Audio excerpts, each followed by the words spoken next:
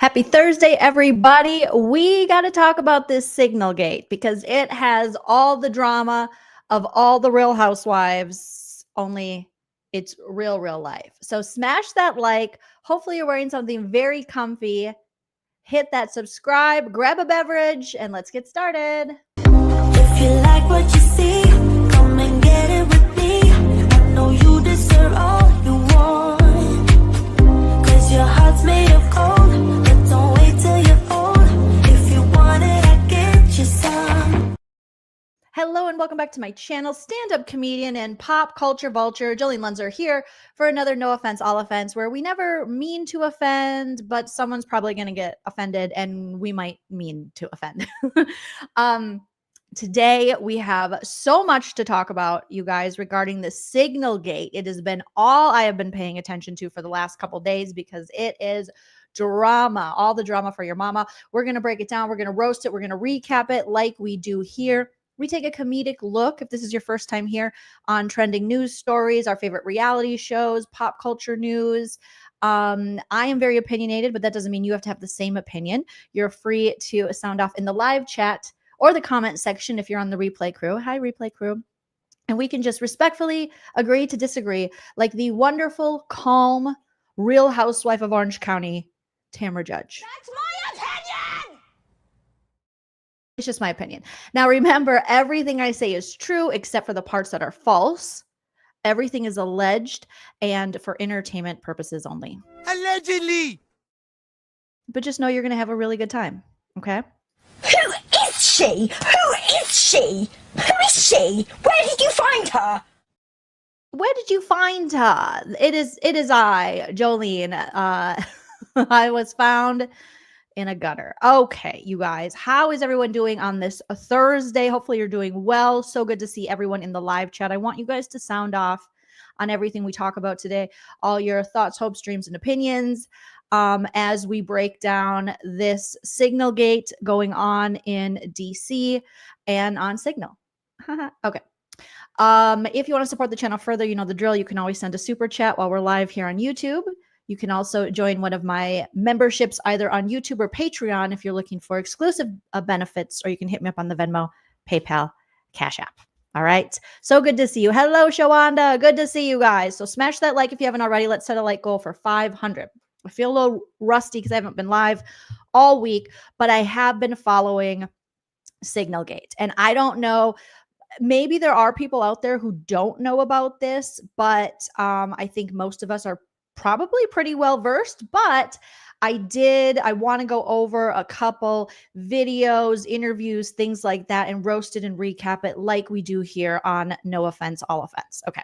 So if you don't know about Signalgate, basically the short version, I guess, breakdown is there's a journalist named Jeffrey Goldberg, and he is the editor-in-chief of The Atlantic.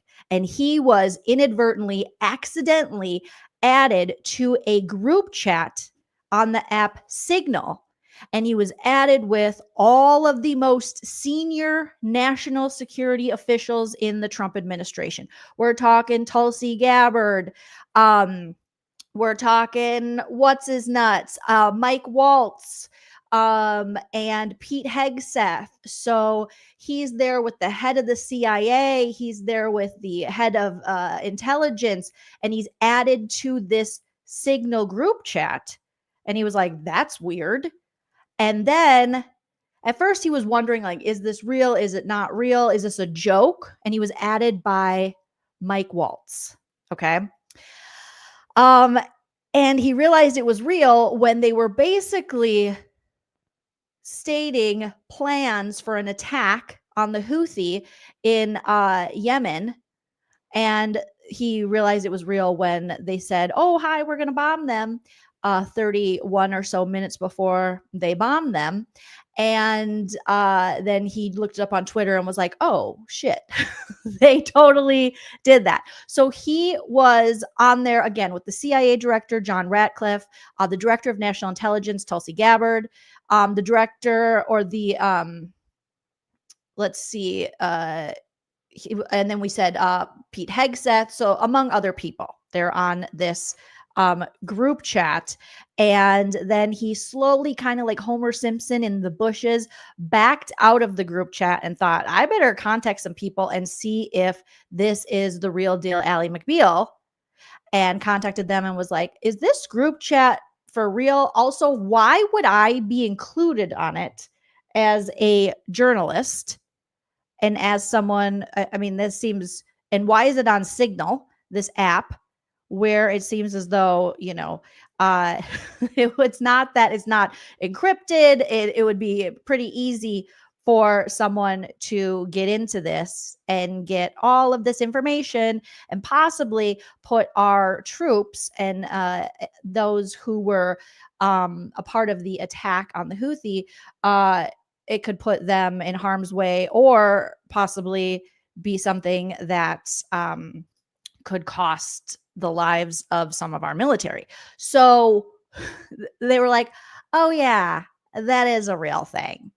And we're not really sure. We're going to look into it. Hopefully they were going to look into it. So it was just crazy pants that this was going on. I want to show you a photo of, let me try to find it here. I think I have it on my desktop, of just a few of the big names who were in. So we have a little bit of a visual reference, you guys. Oh, I should probably organize this by name.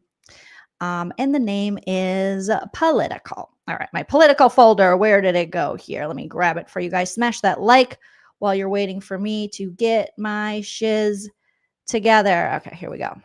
And there we are. Okay, so here is, oops, let me smash that like, you guys. I'm gonna put this up for a second. So here is the Houthi small group chat. Here are some of the big names in it. Take a look.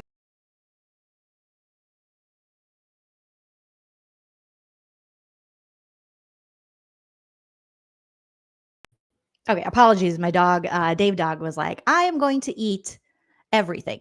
So as you can see, this is on the left here. We have Jeffrey Goldberg, and he's the editor-in-chief of The Atlantic. He is the one that Mike Waltz, who you can see is next to John Ratcliffe, and Marco Rubio here on this visual picture.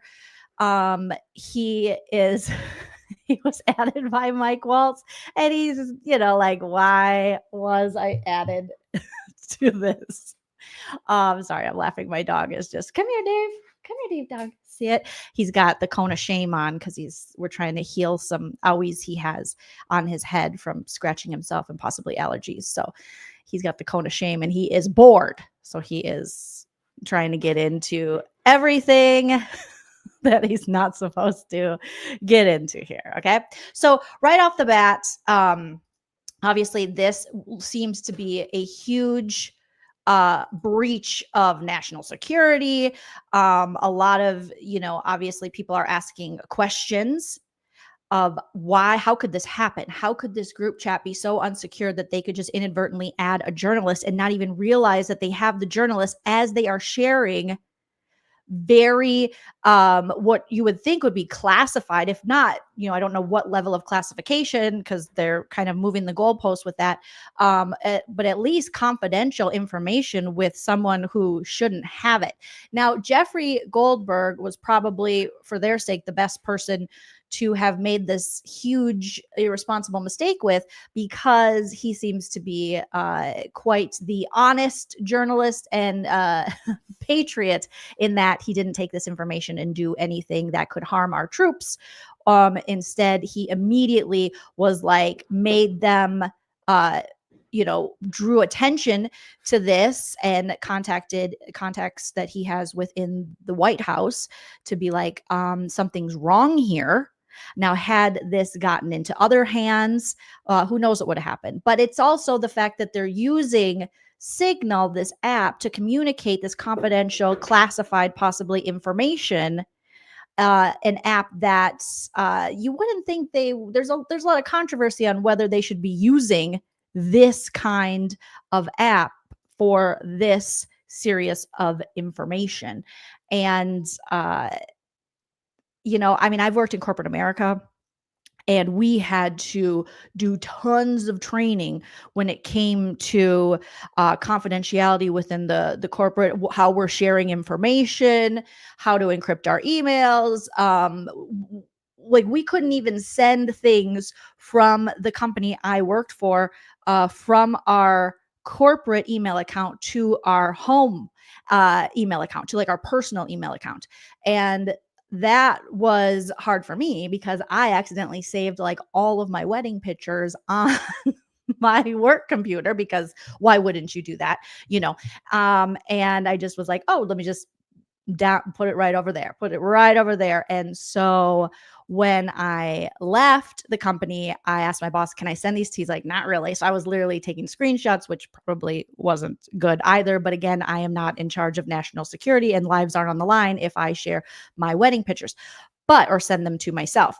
But obviously very different for these guys, where they're sharing information that literally puts the lives of so many Americans at risk. So it's just crazy. And since being called out, you would think these, upper people within, whether it's Tulsi Gabbard, or whether it's John Ratcliffe, or whether it's Pete Hegseth, or Trump himself, or Mike Waltz, the guy that added Jeffrey Goldberg to the group chat, you would think they'd be like, oh shit, that's a mistake. We need to look into that. We need to, maybe some heads will roll. We need to get rid of maybe the guy that just inadvertently added a journalist to this group.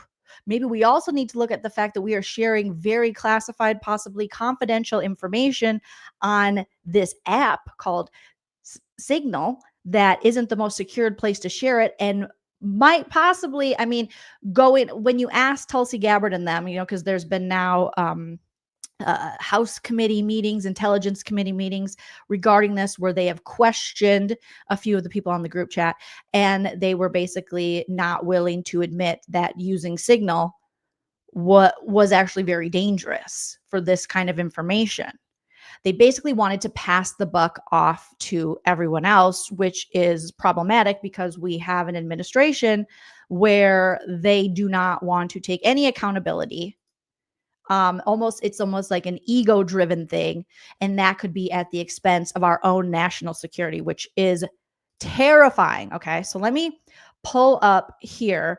I put together a little Signalgate video compilation of some of the stuff I want to talk about today. Some of it is just, I mean, cuckoo bananas. And then I'll have another video. I don't know if we'll be able to get to it today, but it was exporting, so I was kind of doing multiple things. Here, you guys. Okay, so I have a second Signalgate video. Let me pull that up, and I want you guys to sound off in the chat and the comment section if you're watching on the replay crew regarding your thoughts on all of this, because it's pretty crazy. And something that possibly, we're still talking about this days later. This came out earlier in the week, and something that possibly could have been put to bed, if you will, or could have been like, lesson learned. We are going to, certain people will have consequences for this. We will take this as a learning lesson. We will take responsibility for this. But instead, they've decided to deflect, blame, project, deny, and it has made this an even bigger deal, because there is no ownership for their part in it. They'd want to pass the buck. And it's gotten to the point where they want to blame the journalist, Jeffrey Goldberg, who didn't even ask. Here he is on the left. On the right, Mike Waltz, who is the person who included him in the group chat. They want to blame him, Jeffrey Goldberg, for being added to the group chat. He didn't ask to be added to this Signal group chat with confidential, possibly classified information. He was added there by Mike Waltz. Okay. And he's the national security advisor of the United States of America. I believe he's a former representative, military guy himself. And he added him, and he didn't even realize that he added him. And instead of being like, ooh, that was my mistake, Sarzies, they want to pass the buck. And instead, they want to defame Jeffrey Goldberg, the journalist. And this journalist has had more integrity than everyone else on the group chat in him coming forward with this information, which is quite the patriotic thing to do, not sending this information anywhere that could have hurt or affected anyone who was involved in this Yemen strike of the Houthi. He was merely bringing attention to this. And yet here we are. I mean, shocker, with all of these, professionals, all of these officials within the United States intelligence, military, who are just like, no, it's not our fault. It's probably this asshole's fault. So instead, what we're going to do is we're just going to blame him. We're just going to blame the guy that we added, because that makes a lot of sense. So like I said, make sure you they've had a couple committee meetings regarding this over the past couple days. People have been questioned. There's been interviews. It's just been a whole ass mess. Okay. Pina Kansas, how is it different from Illinois? Right? Should it?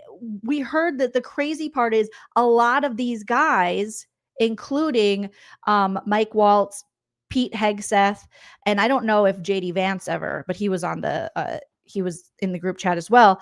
A lot of these same people who are a part of Signalgate and a part of this group chat and adding the journalists to this group chat and sharing information, and no one catching on to the fact that there is this guy that doesn't belong in the group chat, and also that they're sharing this confidential, possibly classified information within an app that technically they shouldn't share this kind of information. And also that this information being shared in Signal, the big question is, why are you sharing it there? Could it be because there would be no record? Because apparently in Signal, this kind of correspondence it wouldn't be anything that would be saved. It's something that would disappear, So when they were all yelling about Hillary for years and years and years, all we heard was lock her up, lock her up.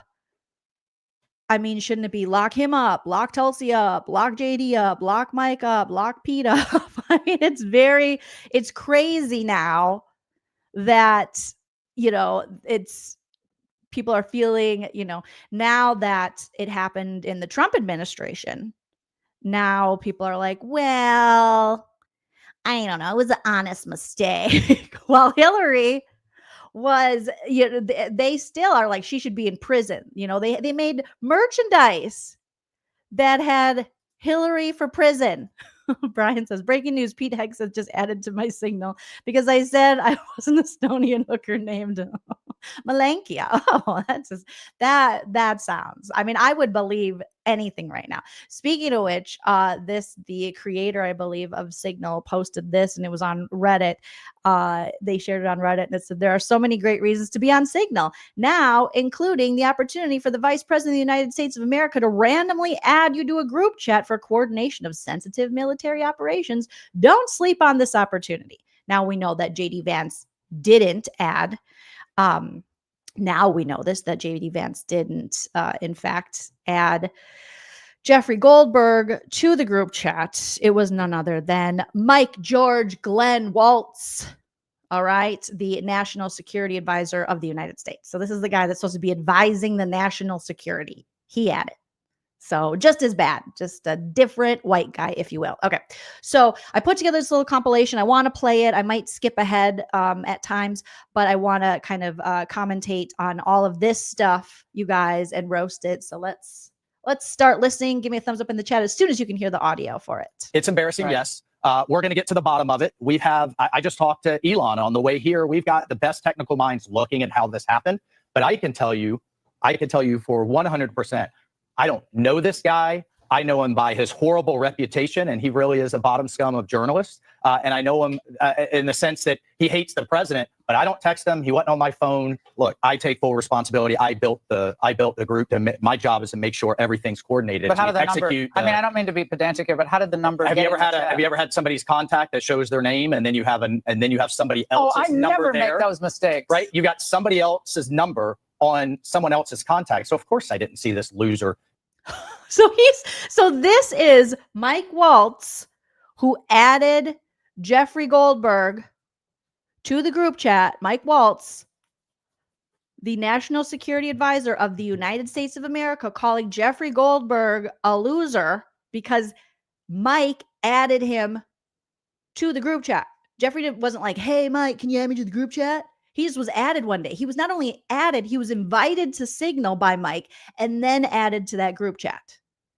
And so instead, again, of taking any accountability, and Mike Waltz was so vocal when it came to Hillary Clinton, but her emails, so vocal on Hunter Biden, so vocal on everything. But it seems as though national security is a partisan issue, according to them.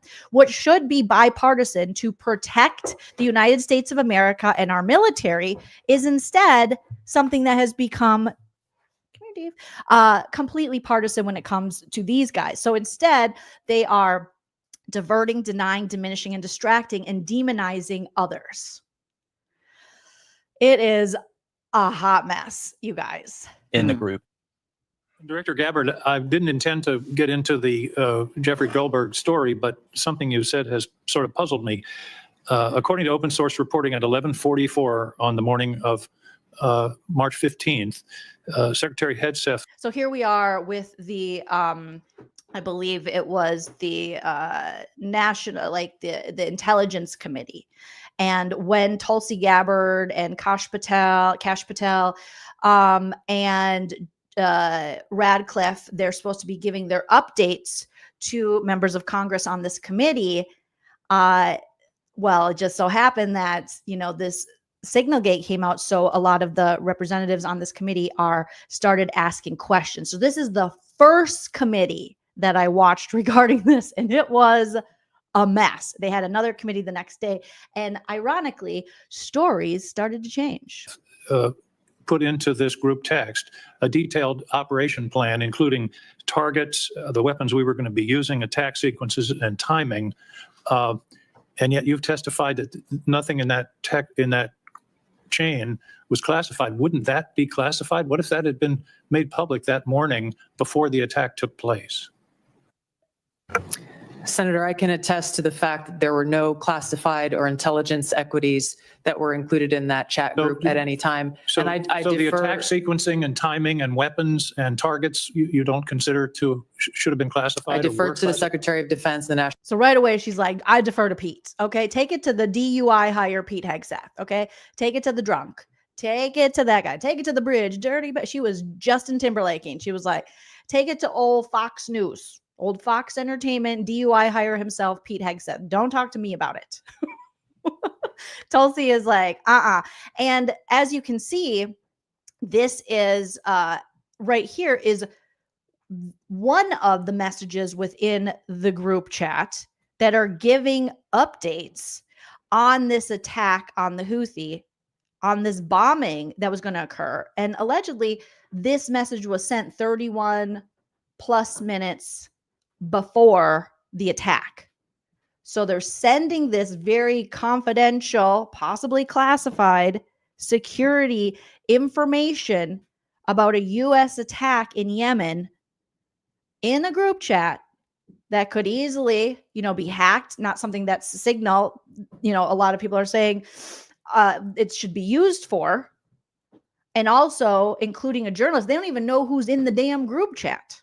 They're like, I don't know, JG. We thought it was Jeff Goldblum. I mean, I don't know who they thought it was, Jeffrey Goldberg, but they were like, yeah, that sounds about right. As they're just messaging away about this attack. But here are like the specifics of saying, here's a team update. And this is from Pete Hegseth himself, the DUI hire, says time now, and he gives the time. And weather is favorable, just confirmed with CENTCOM. We are a go for mission launch. 12:15 EST, I think, F-18's launch first strike package. 13:45, trigger-based F-18 first strike window starts. Target terrorist is at his known location, so should be on time. Also, strike drones launch MQ-9s. 14:10, more F-18. So he is giving a time breakdown, what is being used, which weapons are being used, time of the attack, what's going down. And this could have easily been intercepted and gotten a lot of people killed, hurt. I mean, this is a big deal. But her emails, and so 13:45 or so 14:10, more F-18s launch, second strike package. 14:15, strike drones on target. This is when the first bombs will definitely drop. I mean, in all caps, Pete Hegseth. Everyone's wondering, like, is this dude drunk? Because we know on his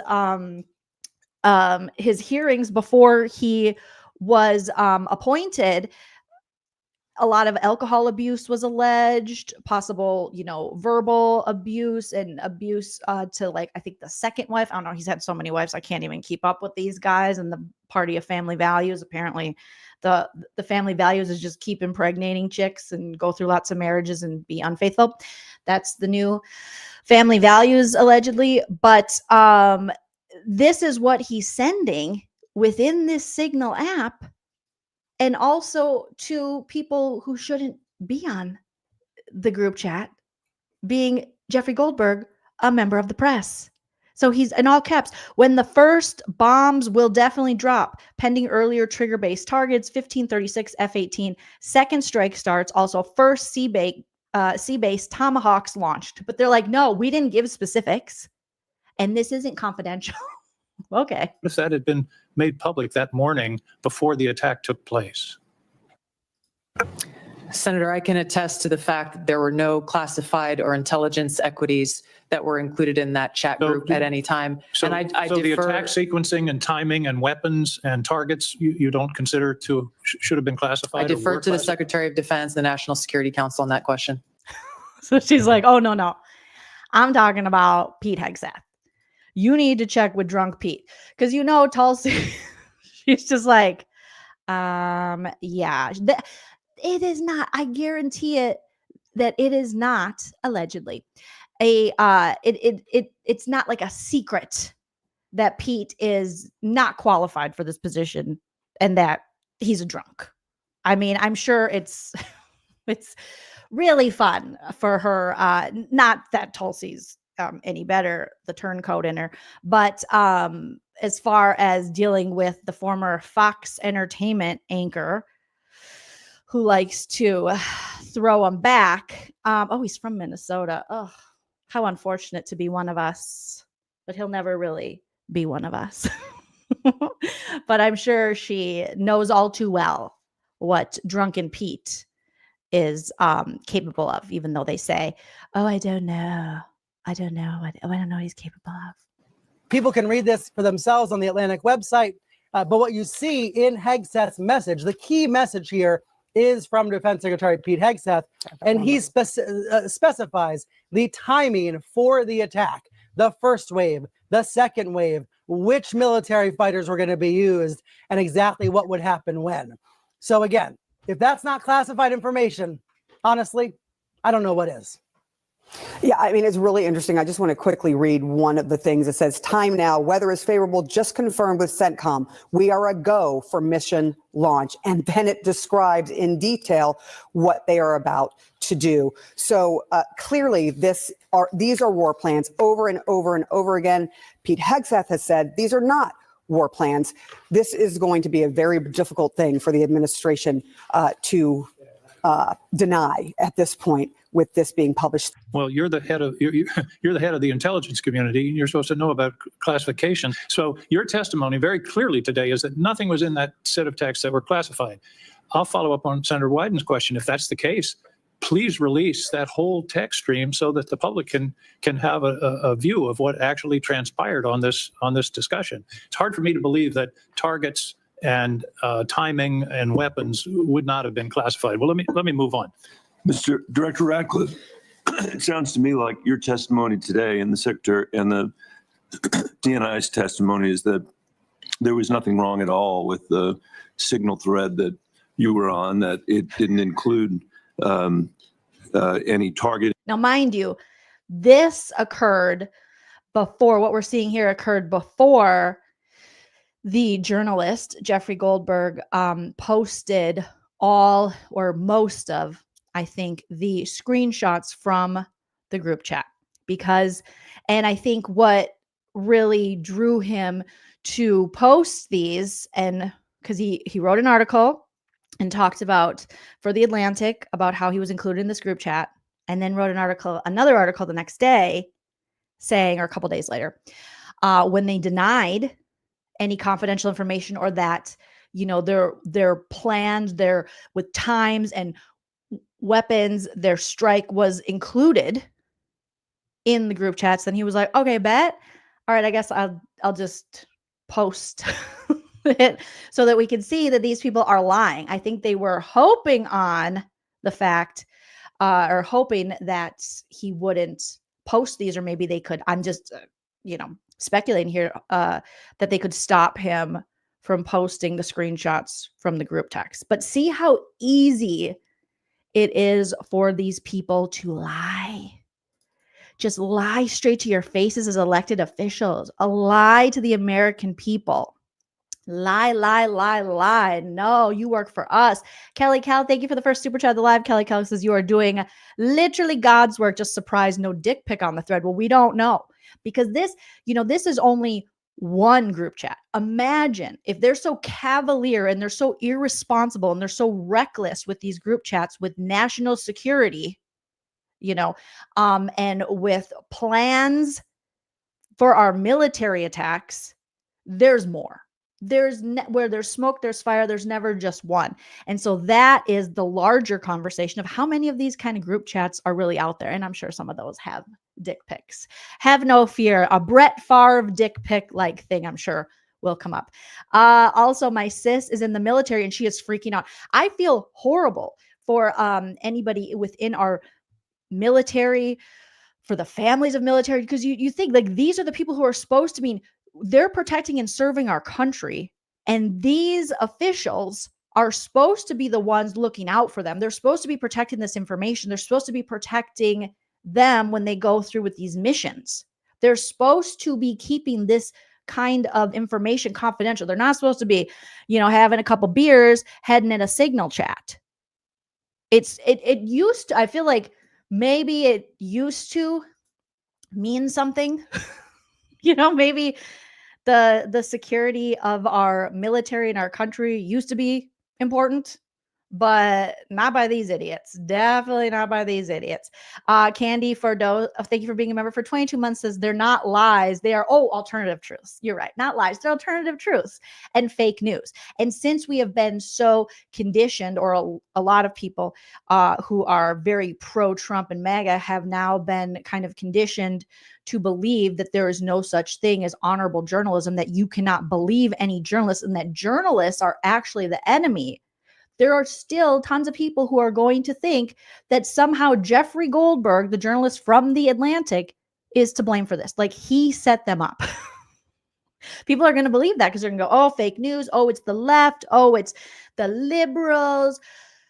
You can't trust these media publications. You're still going to get a lot of that, which is really sad, because this shouldn't be partisan at all. This should be an issue because it affects everybody.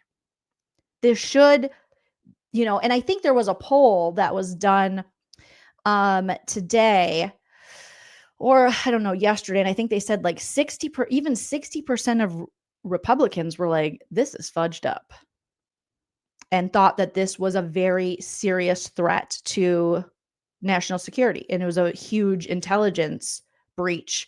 And I think anyone who's not looking at this from like a team perspective would see it like that. So, and now they're just like not paid by anyone, saying just trying to gaslight the fudge out of us, hoping that we don't talk about this anymore. We don't bring this shit up, and that it just goes away. But it can't go away. This is why it's so important. And I'm so happy that a lot of people are discussing this. And even though, they have, they've told us not to trust any of the media, this is what good journalism does. Good journalism speaks truth to power. Good journalism is like a checks and balances for our government. Good journalism is really important. And that I think from everything I've seen Jeff Goldberg doing with this information, I think that he is an example of that. But yet they are literally defaming him every minute rather than just taking responsibility for a huge, huge, huge irresponsible error. Something that, Hillary did, no one's life was on the line with Hillary's emails. And yet they were like, lock her up. She's a criminal. She's the worst. But this is the party. This is the group of people that claim to be so pro-military. They claim to be so patriotic. I mean, they wipe their ass with fucking American flag toilet paper. They got, all the flags on their cars. They're like, yeah, we love the military. And yet, when they can show how much they love and respect and want to protect the military, and they have the chance to do that by simply taking accountability for something they did, they're like, no, not going to do it. It's crazy. Getting information or battle sequence, that is your testimony. That's your testimony. And I'm a little staggered that is your view, Director Radcliffe. Does the CIA have any rules about handling of classified information? Yes or no? Yes. Thank you, Director Radcliffe. Do you agree, Secretary of Defense Pete Hegseth said this morning when asked by members of the press what had happened, he said this morning in Hawaii that Atlantic Editor-in-Chief Jeff Goldberg is a, quote, deceitful and highly discredited so-called journalist who's made a profession of providing hoaxes time and time again. Do you share that evaluation, the Secretary of Defense's evaluation of Jeff Goldberg as a journalist? Senator, I didn't see those comments. I don't know Jeff Goldberg. So do you share that view of the Secretary of Defense? Well, I don't have a view on. Okay. Do you, assuming that he has that view, I'm curious about whether you are the CIA director. Okay, this has happened. We know it's happened. Did Jeff Goldberg somehow, did he create a hoax that allowed him to become part of this signal thread? Please answer the question. You don't insult the intelligence of the American people. Did he invite himself to the signal thread? I don't know how he was invited, but clearly he was added. Clearly it was. Finish your sentence, please. Clearly he was added to the signal group.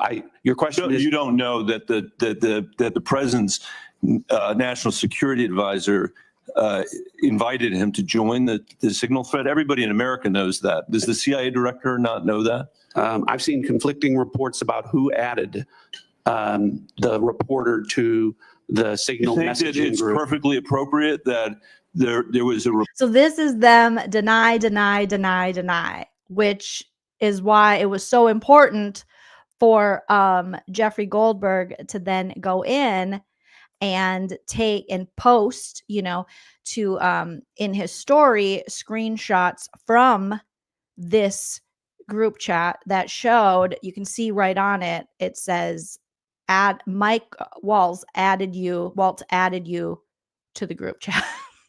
And so while the CIA director, I thought you were supposed to have the down low on all the sneaky stuff.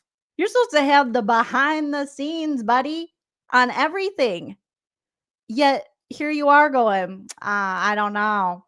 I'm not sure about that. We don't know for sure. It's like you literally have access to the group chat. You can see who adds who, and you can also see when someone leaves. But yet you're just going to sit there and go, I don't know. And if it's not you that added him, maybe you could, be a little, I know you guys don't want to take any accountability yourself, but it wasn't you that added him. So maybe you could be a little more forthcoming with this information. But no, they're just like, I don't know. I don't, like I said, they're Oliver Northing this. You'll see a lot of I don't recall counsel. I don't recall. And even Oliver North was more transparent than these guys. Any of you guys remember the 80s, with the Iran-Contra scandal, and Oliver North testifying? That is like something that is burned into my memory as a child, seeing Oliver North testify similar to this regarding that and not being able to recall a lot of things. Reporter added, especially one that the Secretary of Defense says is deceitful, highly discredited, a so-called journalist who's made a profession of peddling hoaxes over and over again. Is your testimony that it was appropriate that he was added to this signal thread? No, of course not. And why Senator, did you not well, call? hold on, Senator. You are the mischaracterizing my testimony. Good. You answered the question. Let me ask you. When he was added to the thread, you're the CIA director. Why didn't you call out that he was present on the signal thread? I don't know if you use signal messaging app. I do. Not for classified information. Oh, we're being bamboozled. We've been bamboozled. Not for targeting. Well, neither not do I, for anything Senator. remote. Neither do I, Senator. Well, that's what your testimony is today. It absolutely is not, Senator. Were you not listening at the beginning? No. When I said that I was using it as permitted, it is permissible I agree that's your testimony. Yeah. I agree that's your testimony. You asked me if I use it, and I said not for targeting, not for classified information. And I said I don't either. I also know Jeff Goldberg. I don't use it to communicate with him, but you thought it was appropriate. By the way, I think he's one of the more outstanding journalists in America. That's right. Put some respect on Jeffrey Goldberg's name. Jeffrey Goldberg is the editor-in-chief of The Atlantic and the moderator of the Washington Week with The Atlantic. He joined The Atlantic in 2007 as a national correspondent, and in 2016 was named the magazine's 15th editor-in-chief. During his editorship, The Atlantic has set new audience and subscription records and won its first ever Pulitzer Prize. So in 2022, 2023, and 2024, The Atlantic received the National Magazine Award for General Excellence from the American Society of Magazine Editors, the top award in the industry. In 2020, Goldberg was named editor-in-chief by Adweek, which also named The Atlantic Magazine of the Year. Before joining The Atlantic, Goldberg served as the Middle East correspondent and then the Washington correspondent for The New Yorker. Earlier in his career, he was a writer for the New York Times Magazine, where he wrote 15 cover stories. He began his career as a police reporter for the Washington Post. Goldberg is the author of Prisoners, A Story of Friendship and Terror, a former fellow of the American Academy in Berlin. He also served as a public policy scholar at the Woodrow Wilson International Center for Scholars and as the Distinguished Visiting Fellow at the Carnegie Endowment of International Peace. Goldberg is the recipient of numerous awards, including the National Magazine Award for Reporting, the Daniel Pearl Award for Reporting, the Overseas Press Club Award for Human Rights Reporting, and the International Consortium of Investigative Journalists Prize for Best Investigative Reporting. So, I mean, he has more credits than anybody, a lot of people on that email group, or that group chat, I should say. And yet here they are disparaging this man who has had a long history of, with journalistic integrity. But, how dare he get added to a chat he didn't ask to be added to, and then not share the information, but first check with the White House and check with his contacts to be like, what is going on? And then want to give them the heads up as to like, hey, this is happening, so that, maybe I'll just give you the heads up so this doesn't happen again.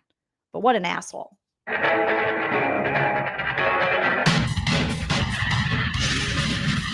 But I'm shocked to find him on a thread that he's reading in the parking lot of a grocery store in Washington, D.C. And your testimony as the director of the CIA is that it's totally appropriate. No. Is it appropriate? No, that the Director, that is not what I. Okay, when did go I say ahead, it was? please. When did I use the word appropriate?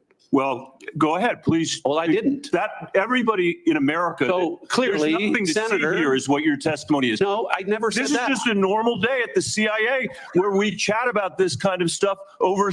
I love this, Mr. Bennett. He was just great interrogating these fools. signal. In fact, it's so normal that the last administration left it here for us. That's your testimony today. That's your testimony. No, that's Senator. not my testimony. That's what you I said. didn't say any of those things. This John Ratcliffe is smug. The CIA director. Oh, you sure are smug for a man that doesn't even know what's going on. You do not have the regular old nobodies like me seem to, according to you, know more of what's going on than you do. Things that are just related. I heard you say it. We'll let the American people decide. Let me ask you one final point. I'm out of time. Mischaracterized it. Well, are you going to give me a chance? Is it appropriate? Did you know that the president's Middle East advisor was in Moscow on this thread while you were, as director of the CIA, participating in this thread? Were you aware of that? Are you aware of that today? I'm not aware of that This today. sloppiness, this incompetence, this disrespect for our intelligence agencies and the personnel who work for them is entirely unacceptable. It's an embarrassment. Senator, you need to do better. You need to do better. Get his ass. Get his ass. I love Mr. Bennett and you need to do better because this is the kind of energy you need to hold, whether you be a Democrat or Republican, when it comes to this type of just irresponsible ridiculousness. This is the type of energy you need to have.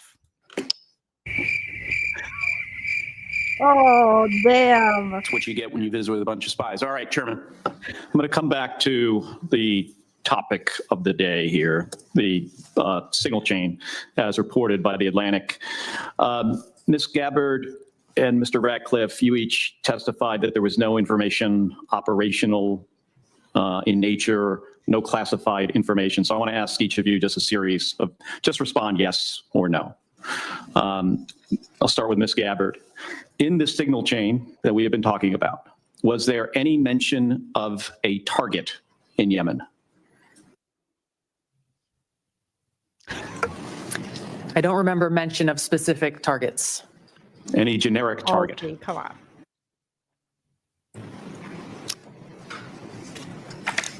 I believe there was discussion around targets in general.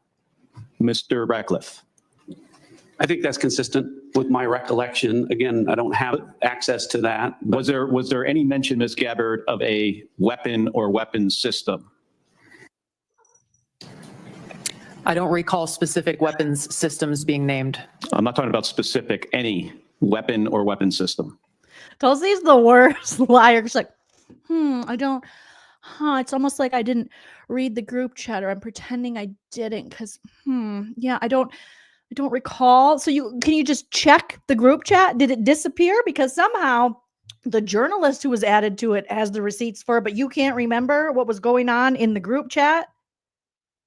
That seems to be pretty serious, seems to be kind of a big deal.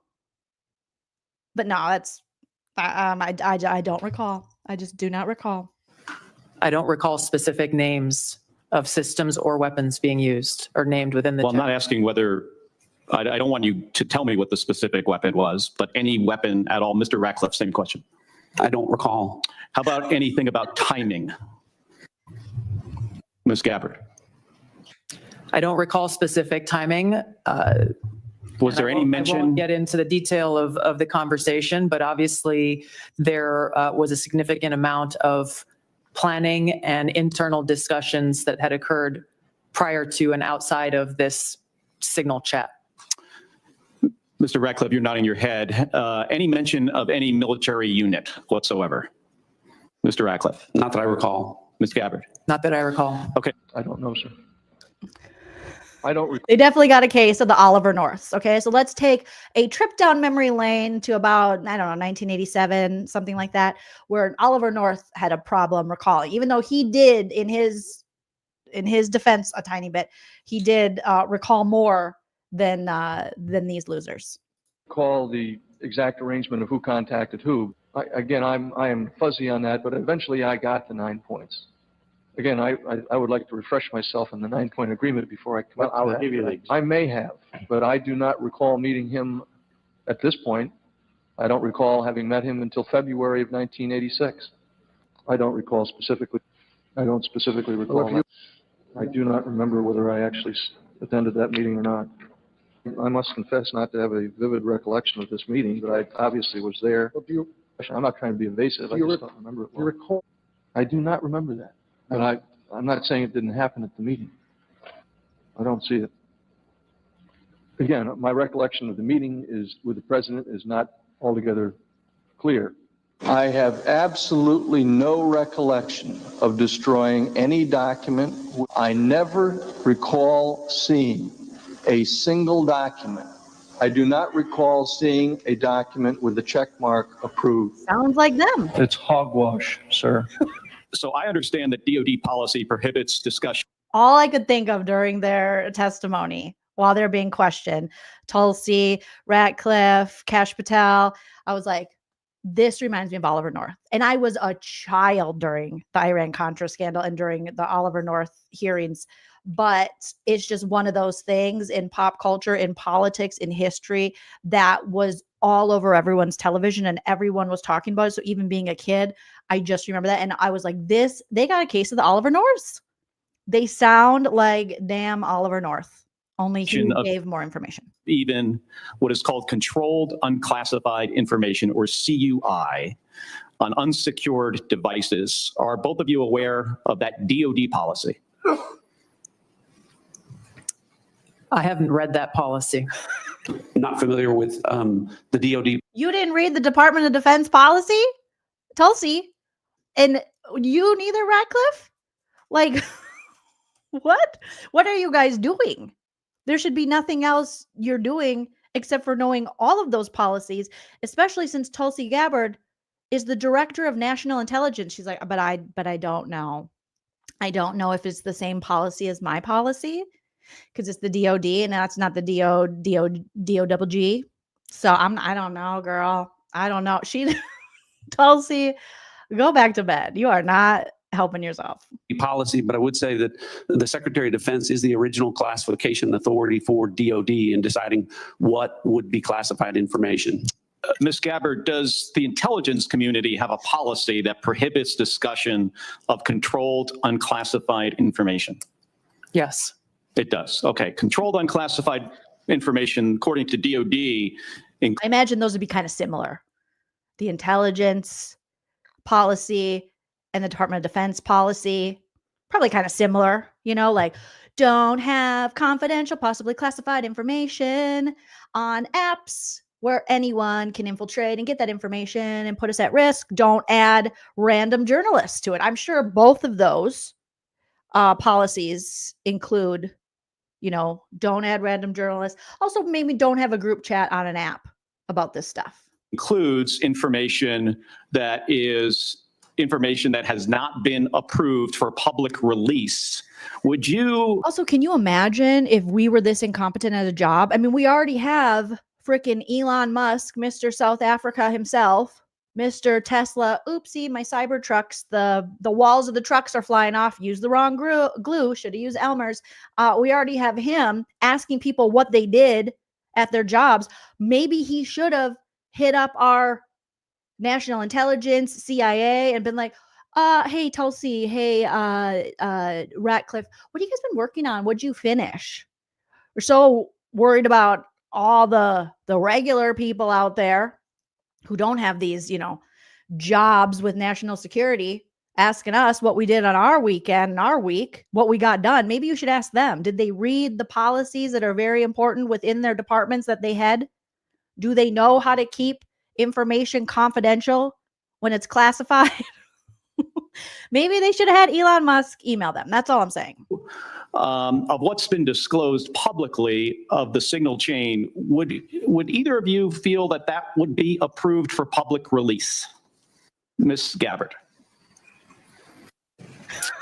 The discussion that took place. She takes an hour to answer every time. She's like, or she turns off her mic and then she moves it away and she's like, she needs a lot of time to think of her answers. In that Signal chat group was a conversation reflecting national security leaders and the vice president around the president's objectives. So yes or no, would you approve that for public release? I don't feel I can answer that question here. Because of the nature of this hearing? Because of the nature of a private discussion that took place between individual leaders in our government. It would make sense that you would not approve it for public release, wouldn't it? There are other factors that would go into that consideration. Mr. Ratcliffe, yeah. Like what? As the United States Director of National Intelligence, what other factors would go into deciding whether you would release this information as public when you know you wouldn't? Yes or no? I wouldn't approve the release of classified information. Again, as I've said, I'm not talking about classified information, Mr. Ratcliffe. I'm talking about information that has not been approved for public release. That is information that is considered controlled, unclassified information. The principals that would have been on that would have been individuals capable of approving that for public release. I got 20 seconds. The deliberation as to whether or not we should launch a strike on another country, would you consider that classified information, Ms. Gabbard? Yeah. Well, the information was not classified. I'm not talking about this. I'm just talking about deliberation from principals as to whether or not we should launch a strike on another country. Would you consider that classified information? I'm not talking about what happened this week. There are other factors that would go into determining that classification. Mr. Ratcliffe, the deliberation between principal. The incompetence is just overwhelming to watch these two fumble around rather than just telling the truth that they fucked up majorly. The incompetence is crazy to have such a big girl and big boy job and to be like, oh, I'm just not sure. I didn't know about that. Wow. You guys knew about it? Everyone in America knew about it?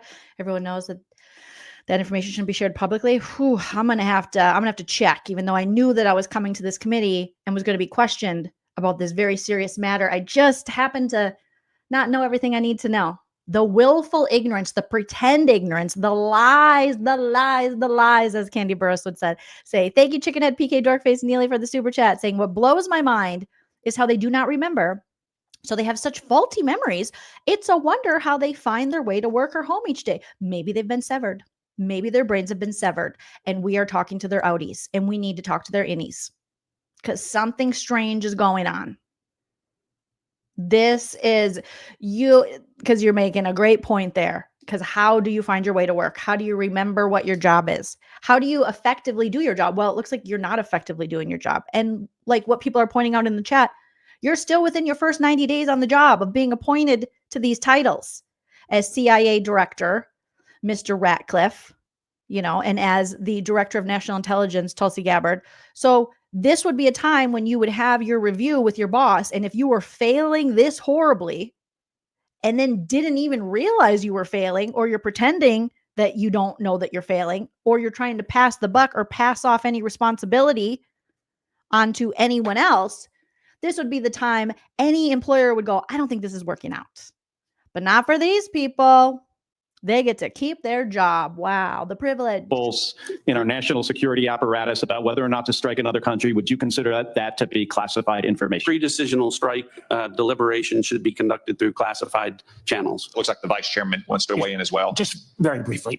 I mean, I think it strains the audience and the watching public's credibility. If we're talking about timing, packages, that somehow this would be okay to put out. Or just, frankly, senior American officials trashing Europe. I've been around this for a while. This is not information you generally put out. And the notion there's not even acknowledgement of, hey, gosh, we screwed up is stunning to me. And the idea somehow, well, none of this was classified, but we can't talk about it here. You can't have it both ways. I think the witness's point is that they can't speak for every official in the government who has original classification authority. Chairman, I don't, that's not what I'm not trying to litigate that.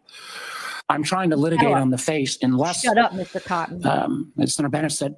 Mr. Warner, you tell him. Thank God we have the co-chair, because the chair, Mr. Cotton, is a whole ass simp. He didn't do nothing. He just sat there, made excuses for them.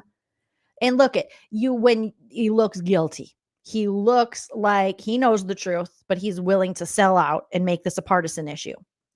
Look at the bags under his eyes. He knows he's wrong. He knows he has no spine. He knows that the vice chairman has to hold the spine for both of them while he simps to the Trump administration because they can't be called out or held accountable for anything because they're so fragile. It's like, sir, why even be a chairman if you can't even do your job and call people out? It's not a partisan issue. This reporter is somehow making this all up. And I think the White House has acknowledged that the text chain that he submitted was authentic. Prince just put his butt on the... It strains my mind to think, it strains my mind if the shoe had been on the other foot, what my colleagues would be saying about this. Again, well, they would be saying, lock her up, lock him up. Literally, Hillary's emails, but her emails. She's not fit to be president. She's not fit to do anything. She should be in jail. But these people are like, I don't even remember. I don't even think it was classified. Oh, did we break down the times and the weapons we were going to use in Yemen? Oh, I don't know. Did we use emojis? Did we talk shit on Europe? Did we share it with a journalist? Did we do it on Signal, an app? I don't know. I don't recall. We're going to get to the bottom of it. I appreciate your comments, but you guys have both testified under law. There's nothing classified in that information. There's nothing, in a sense, I've not heard either one of you say, gosh, we screwed up. So we'll find out. This is too important to our national security. They testified, is my understanding, correct me if I'm wrong, that there's no intelligence community classified information. Is that correct? Oh, thank you, Mr. Cotton. Thank you so much for trying to bail them out. The lying liars who lie, who are like, I just don't remember. We seem to have amnesia. I think Pete Hegseth just spiked all of our drinks in the group chat. I don't know. Virtually, he got us all drunk. He's so drunk, we got secondhand drunk off him. Have you smelled his breath? Oh, my God. That's correct. Ratcliffe, is that correct, Director Gabbard? Yes, Chairman. Well, again, That's not correct. She said repeatedly there's nothing classified. I love this guy. No, that's not correct. She said repeatedly, there's nothing classified in there. Call her out. Call her out. You're right. I'm pretty sure Tulsi was part of the lock her up because she was no Hillary fan. Shine, thank you for being a member for 7 months. Shine says, are they drunk? Trying to make sense out of nonsense. They're all drunk. They're drunk on power. They're drunk on narcissism. Well, it's a narcissism. Narcissism. They're drunk on corruption. They're drunk on MAGA. I don't know. Maybe they were put together with the same glue that Elon put the Cybertrucks together with, but they are falling apart. Period. You can't have it both. And again, we'll see. I cannot believe this is not going to come out. And if it's not classified, again, we'd ask you to give it to the public today. I'm sure one of your aides back there probably got it on paper. If you got it here, it's not classified. Stand by your position. Or is this just one more example of a careless approach to how we keep our secrets in this administration? Director Ratcliffe, you have repeatedly made the point that there was no classified information contained in any of these discussions that were reported in the Atlantic Monthly. Is that correct? No, that's not correct. So, Senator, what I've related is that any information that was related from my perspective or that I observed from the intelligence perspective was not classified information. With respect to the assertions and the allegations that there was strike packages or... John, straighten your glasses, sir. He's got drunk bifocals on. John, stop it. Targeting information or things that relate to DOD, as I pointed out, the Secretary of Defense is the original classification authority for determining whether something's classified or not. It is kind of great, though, how they're just throwing Pete Hegseth under the bus repeatedly. They're like, well, technically it's drunk Pete, the DUI hire, the DWI hire, whatever you want to call him. Yeah, we got rid of DEI and now we got DUI. Okay, you can be drunk and white, but you can't be qualified and a person of color or a woman. You can be a drunk white man, though. They're always welcome. But I love that they're just throwing him under the bus. And as I've understood from media reports, the Secretary of Defense has said the information was not classified. Are you aware that the Secretary of Defense declassified this information prior to the discussion? I'm not. Man, you don't know Director anything. Gabbard, same question. You've indicated, at least the impression I got, was there was no classified information discussed. Is that correct? Senator, my answer is the same as the director of the CIA's. So the question has to be posed to Secretary Hegseth whether he declassified the information and at what point he did declassify it. Do you agree? Yes, I defer questions to the Secretary of Defense. Okay. Director Patel, are you conducting an investigation of these discussions and activities? Thank you, Senator. As I informed the vice chairman on the same question, I found out about this late last night, early this morning, so I don't have an update for you on that. I'm sorry, what? Because when Kash Patel says this, I'm like, wait, so the American people knew about this before the FBI? Well, thank you. When you get an update, we'd appreciate it very much. Yes, sir. Wow. Director Gabbard, will you? I mean, the FBI, the CIA are just like, we didn't know. We didn't know any of this. This is amazing.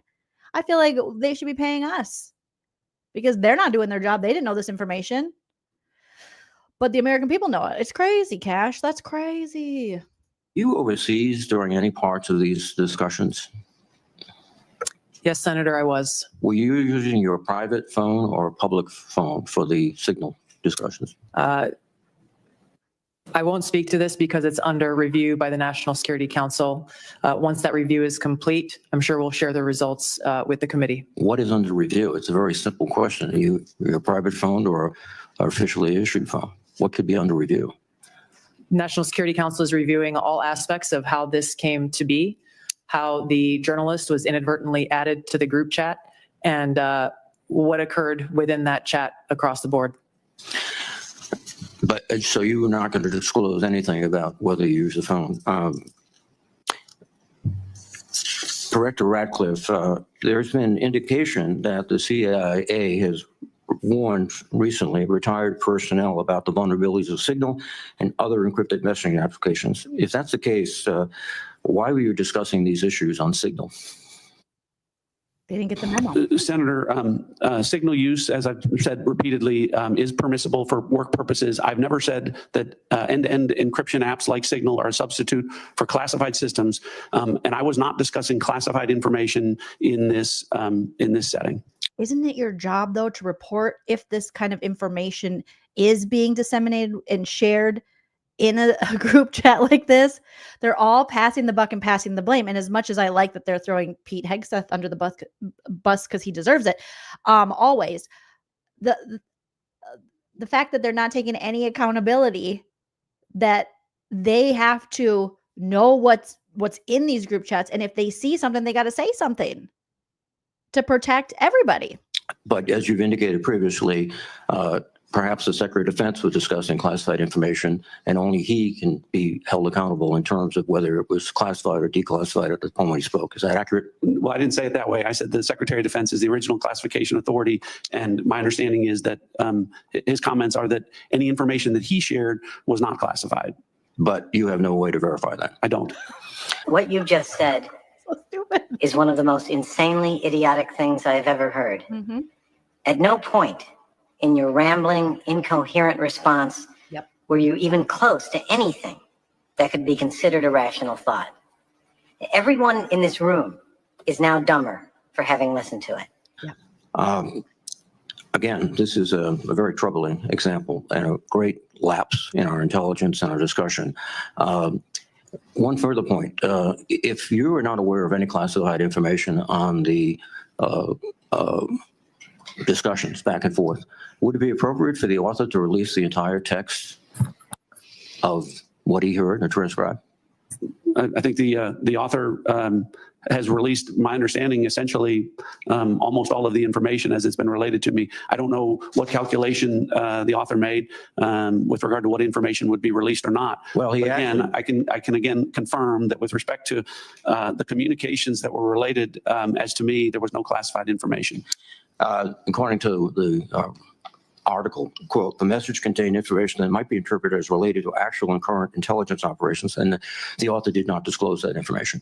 So the question would be, if he disclosed everything he heard, in your view, that wouldn't be classified information. I know the context of what that is, and I think the author said might be interpreted as related to intelligence information. It was not classified information. So it goes back to my point. If you really Might be related to, as in kind of, maybe, possibly. What are you even saying, Ratcliffe? How is this man the head of the CIA? all this information he did not release, he could do so without any liability at the federal level. I think you're asking for a legal answer that I'm not able to give you, but. Mr. Patel, can you opine? You're a lawyer and you're the director of the FBI. Would he face any legal a liability if he released the information? Because of the questions you and the vice chairman have put to me, I'm not going to prejudge the situation, and that legal call is ultimately for the Department of Justice. Just to make sure I understand some of the basics here. So Director Ratcliffe, you were a member of the Houthi PC small group signal chain, correct? I was. Yeah, and so were the Vice President, the Secretaries of State and Defense, the National Security Advisor, and Ms. Gabbard, correct? I believe so. I don't have a list of who was invited to be on. And so was national political reporter Jeffrey Goldberg, correct? I don't know that. Yes, you do. I don't know Jeffrey Goldberg, and I've already testified. I don't know whether or how he was added. Okay, well, he was a member of the signal chain, and the discussion included the Vice President's private opinion on the wisdom of proposed U.S. strikes in Yemen, correct? I don't recall. Vance, quote, "I think we are making a mistake. I am not sure the president is aware of how inconsistent this is with his message on Europe right now. There was a strong argument for delaying this a month." He is treating group chats like I do, only his are really important. And mine is just, when are we going to get together with like an old group of friends? And I'm like, certain times I can pay attention, certain times I can't. But this man, they're talking about airstrikes. They're talking about bombing enemies, terrorists. And he's like, I don't think I read that part. It's like, that would probably be something you would want to pay attention to and read if you are the director of the CIA. And he's like, I really hate a group chat. Okay, I see those notifications pop up, gives me anxiety. I don't even look. I don't even know what's going on. You don't recall? I don't, as you don't recall This guy is a bumbling fool. seeing that? Read that. I don't.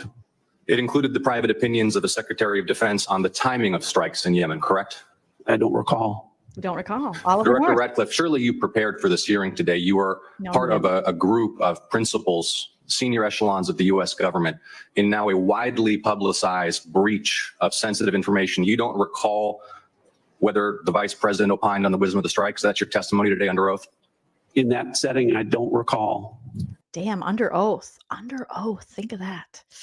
The perjury, the perjury, the perjury. Here's what Secretary Hegseth said, quote, "Waiting a few weeks or months does not fundamentally change the calculus. Two immediate risks on waiting. One, this leaks and we look indecisive. Two, Israel takes an action first or Gaza ceasefire falls apart and we don't get to start this on our own terms." Your testimony, you don't recall the Secretary of Defense sending that message or reading it? I recall there being an exchange. I don't recall the specifics as you're reading it. Well, let's put it this way, Director Ratcliffe, a discussion by senior U.S. officials on the timing and risks of a proposed military campaign and disagreements between the president and the vice president about U.S. plans and intentions would be of obvious interest to foreign intelligence services, would it not? Yes. There's an answer. And they were discussing the timing of sending U.S. air crews into enemy airspace where they faced an air defense threat, correct? I'm going to, Senator, defer to the other principles that you're referring to about what the meaning and the context of They're what they talking were about the auditing. timing of U.S. airstrikes, correct? Yes. Yes, and therefore the timing of sending U.S. air crews into hostile airspace, correct? Yes. And therefore the time period during which enemy air defenses could target U.S. air crews flying in enemy airspace, correct? I don't know that. You do know that. Let me ask this question, General Hawk. You lead. Oh God, give him money. Make sure he gets reelected. I think he's Georgia, right? Seriously, you do know that. And he's like, man, John Ratcliffe, I didn't even know that he was this bad, but this is bad, sir. Like, you should all lose your jobs. The incompetence at like a review, being asked questions about your profession. And you're just like, I don't know. I don't know. You would get fired so quickly. So quickly. America's signals intelligence collection. Would the private deliberation of foreign senior officials about the wisdom and timing of potential military action be a collection priority for you and the U.S. intelligence community? Senator, it's our job to do indications and warning for both the plans and intentions of adversary leaders and for military commanders. And would not information about the timing of airstrikes allow a military to pre-position or cue air defense systems to shoot down enemy aircraft? I think, Senator, from our perspective, any advance warning is something that we certainly are trying to protect. Director Radcliffe, this was a huge Back to you, Demi. mistake, correct? No. He's such a loser. No. A national. Hold on. No, you Let me hold on. answer. No, Director Answer. Radcliffe. Reason I I asked you say a yes or no. no question, and now you hold on. Get him. A national political reporter You can was made characterize it how privy- you want. was made privy The White to House has sensitive made information clear about that there imminent was an military inadvertent operations against a mistake, foreign terrorist inadvertent organization. mistake of adding a reporter. And that wasn't a huge. And he can't even control his emotions. He can't even not talk over the person questioning him. And they say women are too emotional. This John Radcliffe is so emotional. He's like, no. He won't let him talk. And again, you had nothing to say this whole time. And you said it's not a big deal. No. And now he's calling you out on this. And you don't want him to get a word in edgewise. Huge mistake. That wasn't a huge mistake. Well, I think they characterize This is it an as a embarrassment. mistake. You can't even admit that it's a huge mistake. It's an embarrassment. About That there imminent was an military inadvertent operations against a mistake, foreign terrorist inadvertent organization. mistake of adding a reporter. And that wasn't a huge to a mistake. film. That wasn't a huge Well, I mistake. think they characterize This is it as an a mistake. embarrassment. Embarrassment. Mhm. This is utterly unprofessional. There's been no apology. There has been no recognition of the gravity of this error. And by the way, we will get the full transcript of this chain, and your testimony will be measured carefully against its content. But what you're saying, Get him. Get him. The fact that he was like, nope. John Ossoff. Oh my goodness. I think that's how you pronounce his name. Apologies to my Georgia friends, but get him reelected. Any chance you can, help him out because he was doing the Lord's work here. Okay. Oh my goodness. I'm going to recognize a couple of the super chats I had coming in. Let's see. Chickenhead PK Dorkface Neely, thank you so much. Says people lost their minds. Yep, when Hillary had the emails. Yet this is so much worse. So much worse. And they're like, it's like they forgot all of the things they said, including Pete Hegseth on Fox Entertainment. AK was supposed to be news in quotes. Okay. But they said when they had to pay out all that money for misinformation, that they're entertainment. They're not news, even though they're called Fox News. But I digress. What Pete said about Hillary, lock her up, her emails, you should be fired. I saw clips of John Ratcliffe saying the same thing. I saw pictures of Mike Waltz saying the same thing. And yet here we are. Thank you, Fred Boykin. Fred says, great live stream. Thank you, Jolene. You are so welcome. Thank you so much for the super chats. doesn't make sense on the face of it. Everybody knows. At least, Director Radcliffe, you had the courtesy of acknowledging you were on the chain. Director Gabbard wouldn't even touch that, even though we got our initials. And if you want a comparison, think back to the beginning of the Ukraine war, when the United States, in concert with our then ally, the United Kingdom, declassified a lot of Putin's battle plans that allowed the Ukrainians to push back successfully on the Russian invasion. How was that? That was gone through a real process of declassification.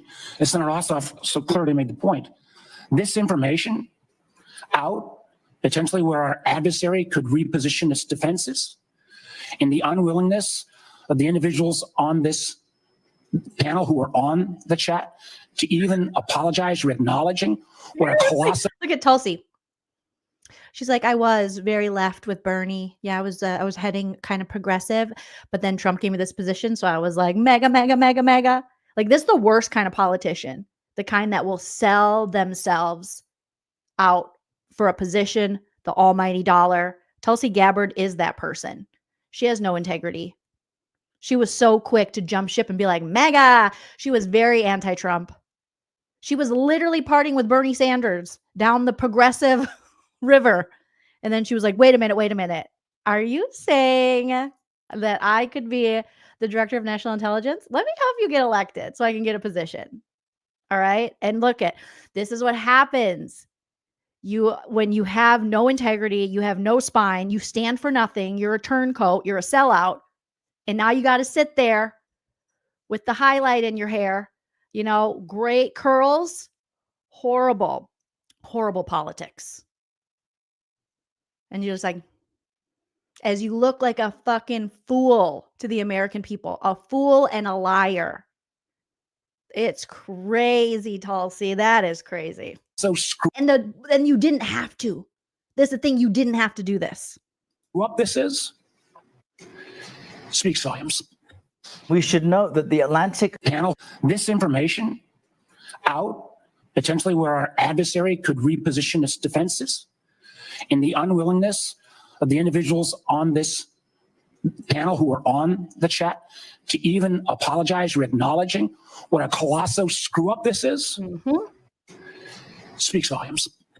We should note that the Atlantic released this, what I guess we could describe as the full transcript, specifically because of the. So this yesterday, when I believe it was yesterday, that the Atlantic, aka Jeffrey Goldberg, released the parts of the transcript from the group chat when they were seen in this committee, deny. I don't know. Jeffrey Goldberg's like, well, I guess then we have to show the American people what's really going on and just how much of, you know, a threat this is to the safety of our military, to the safety of our intelligence.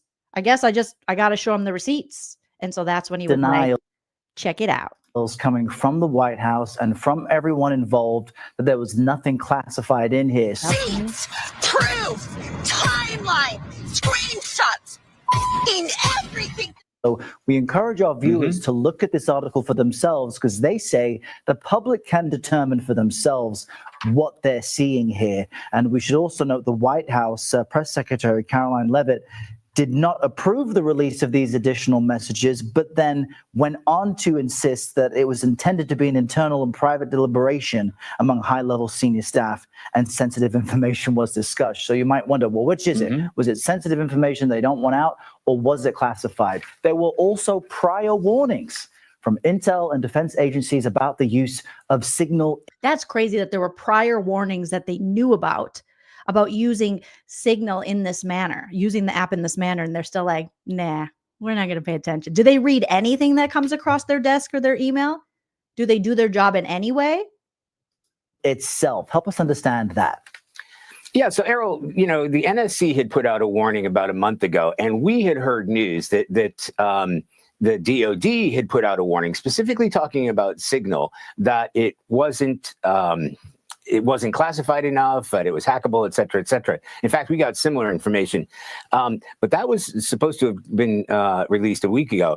I started digging a little bit more, and overnight I found something that goes back to October 2024 that suggests that this had already been addressed. I believe actually it might be October 2023, that these sort of chat channels, messaging channels like WhatsApp and Signal aren't considered classified or tight enough or secure enough for high-level classified conversations to take place. I use Signal with some of my contacts here at the Pentagon. It's thought to be one of the more secure, but we would never share. I would never even ask, because I know what the answer would be, to share classified information. Nothing like this. Well, I'll give you, for instance, we sometimes have a heads up, and the Houthis is a very good example, that there might be military activity over the weekend. We knew that last week. We kind of had an idea. We didn't broadcast it. We didn't publish it. It was too vague anyway. But that's as far as they'll go. And that's sort of just for our planning. What this is sharing is exact timings as it's underway, as these weapon systems are being delivered. That is absolutely top secret. We're not privy to it, obviously, and nobody outside the building or outside a very secured group, not Signal, would have access to. That is absolutely unheard of. It's a crucial distinction, Charlie, because while you or I may use Signal to communicate with sources privately, we don't run the biggest military on earth. We are not conducting operations where lives are at risk. So I want to spend a minute or so on yesterday's testimony in front of the Senate and direct these questions in particular to. So now we have another committee questioning these same people, and let's see if their answers are any different from the day before. To Director Patel and Director Gabbard. Yesterday, Senator Heinrich asked, did this conversation, referring to the Signal chat, include information on weapons packages targets, or timing? Director Patel, you said not that I'm aware of. Director Gabbard, you said same answer. This morning we learned that the signal chat included the following update, forward-looking update from the Secretary of Defense. Time now, 11:44 Eastern Time. Weather is favorable. Just confirmed with CENTCOM. We are go for mission launch. 12:15 Eastern Time. F-18 launch. First strike package. 13:45 trigger-based F-18. First strike window starts. Target terrorist is at his known location, so should be on time. Also, strike drones launch. MQ-9s. 14:10. More F-18s launch. Second strike package. Do either of the directors want to reflect on their testimony yesterday in the context of what I just read? My answer yesterday was based on my recollection or the lack thereof on the details that were posted there. I was not, and what was shared today reflects the fact that I was not directly involved with that part of the signal chat and replied at the end reflecting the effects, the very brief effects that the National Security Advisor had shared. So it's your testimony that less than 2 weeks ago, you were on a signal chat that had all of this information about F-18s and MQ-9 Reapers and targets on strike, and you in that 2-week period simply forgot that that was there. That's your testimony? My testimony is I did not recall the exact details of what was included there. That was not your testimony. Your testimony was that you were not aware of anything related to weapons packages, targets, and timing. As the testimony yesterday continued on, there were further questions related to that, where I acknowledged that there was a conversation about weapons, and I don't remember the exact wording that I used, but I did not recall the specific details that were included. Director Gabbard, you've reasserted that there was no classified information. I think we can all agree that that information shouldn't have been out there. But let me ask you this. Are you familiar with the ODNI's classification guidance? I'm familiar I've actually got a copy right here. Are you sure you're familiar, Tulsi Gabbard? Because yesterday you didn't know about the DOD, and you still are like, I don't know. I wasn't the one sending, even though I was on the group chat. That wasn't my particular moment to shine in the group chat. I read you a part of that guidance. I wonder if you could tell me what the level of classification indicated is. I'm reading from your classification guidance, and the criteria is information providing indication or advance warning that the U.S. or its allies are preparing an attack. Do you recall what your own guidance would suggest that be classified? And that's exactly what this is. Again, showing this excerpt from the group text from Pete, or the group chat from Pete Hegseth, with the updates and the times and the attacks and the launching and the weapons and all the things. So that's exactly, and this was sent before the attack.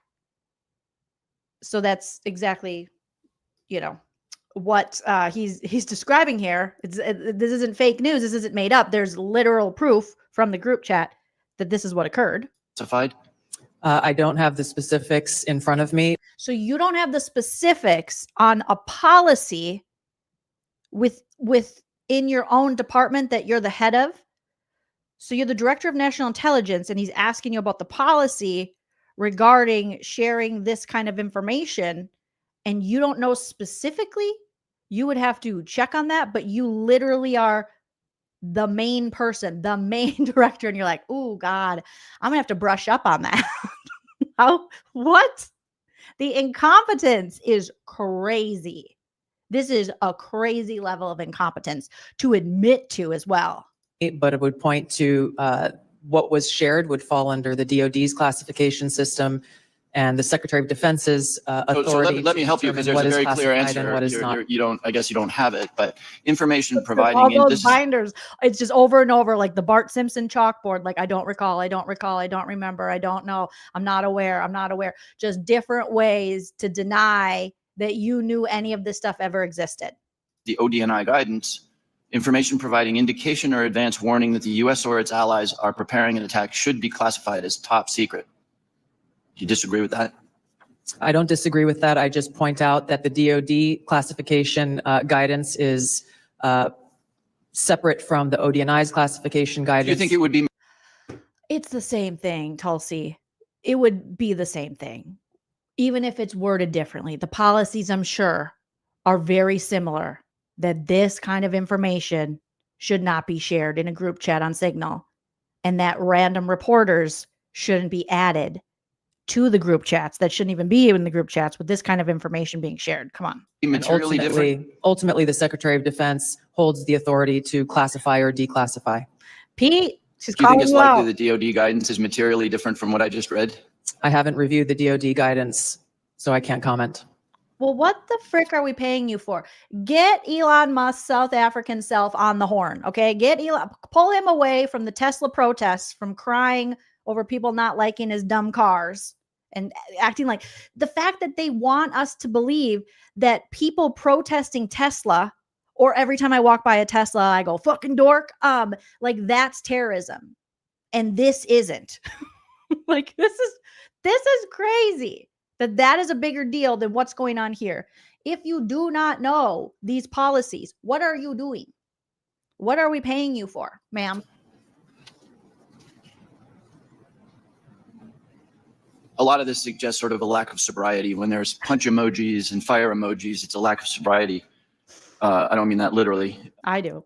Well, sorry, bro. One last question for you, because I think people really listen to what you have to say.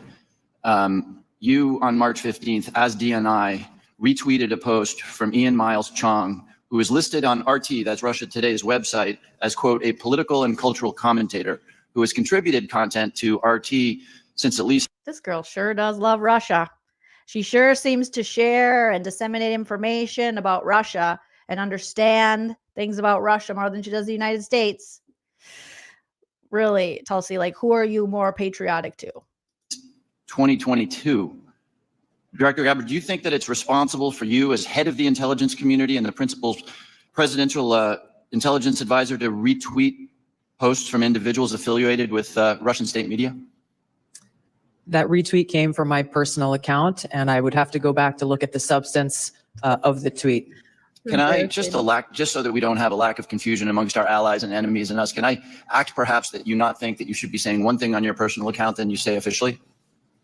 I maintain my First Amendment rights to be able to express my own personal views on different. Tell that to every person that's been fired from a corporate job for expressing their personal views on their personal social media.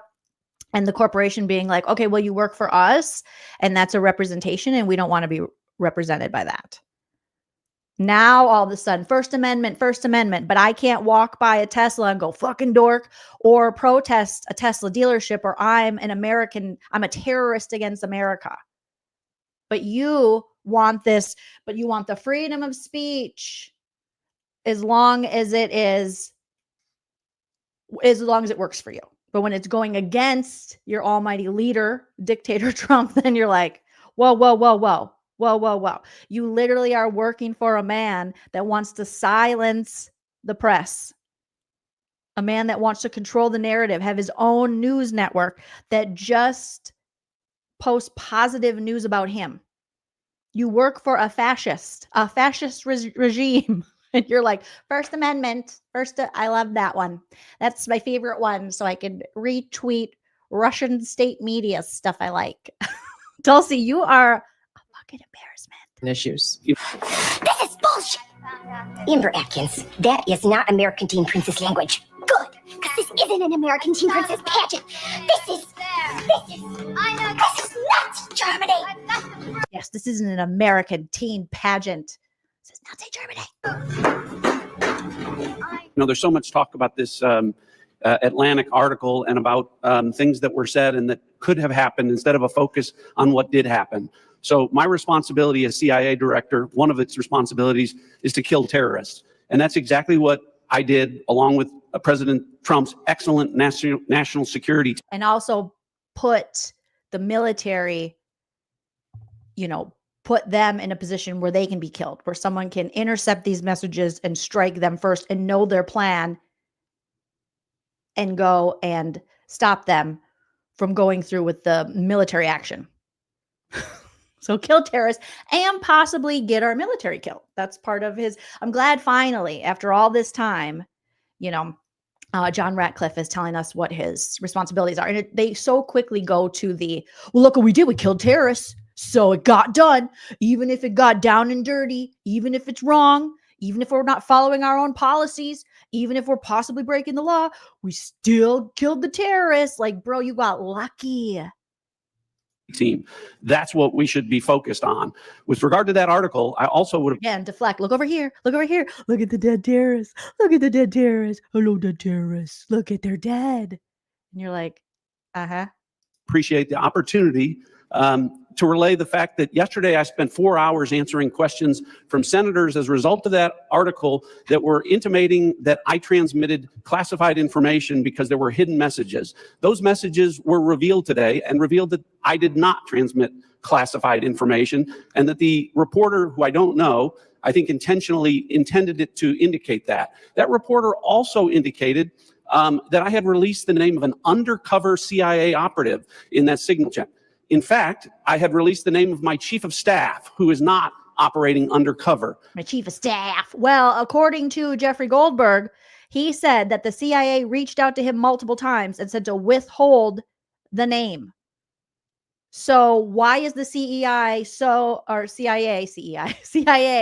hell bent on protecting this name if it's just your chief of staff?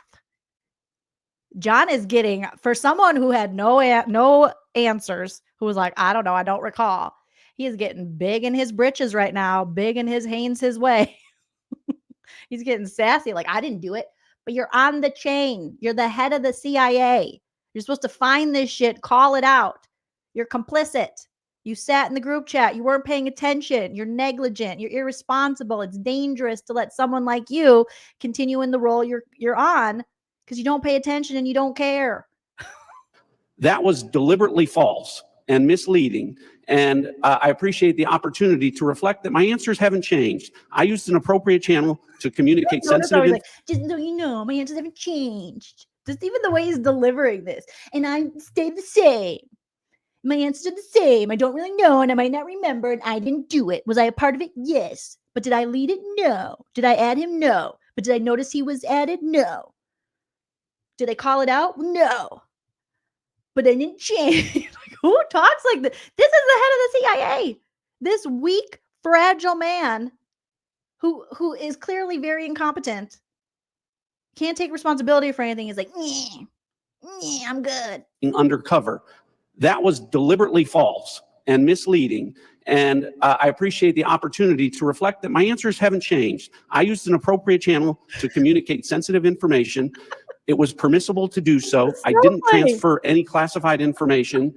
And at the end of the day, what is most important is that the mission was a remarkable success, is what everyone should be focused on. No, it wasn't. It was a failure.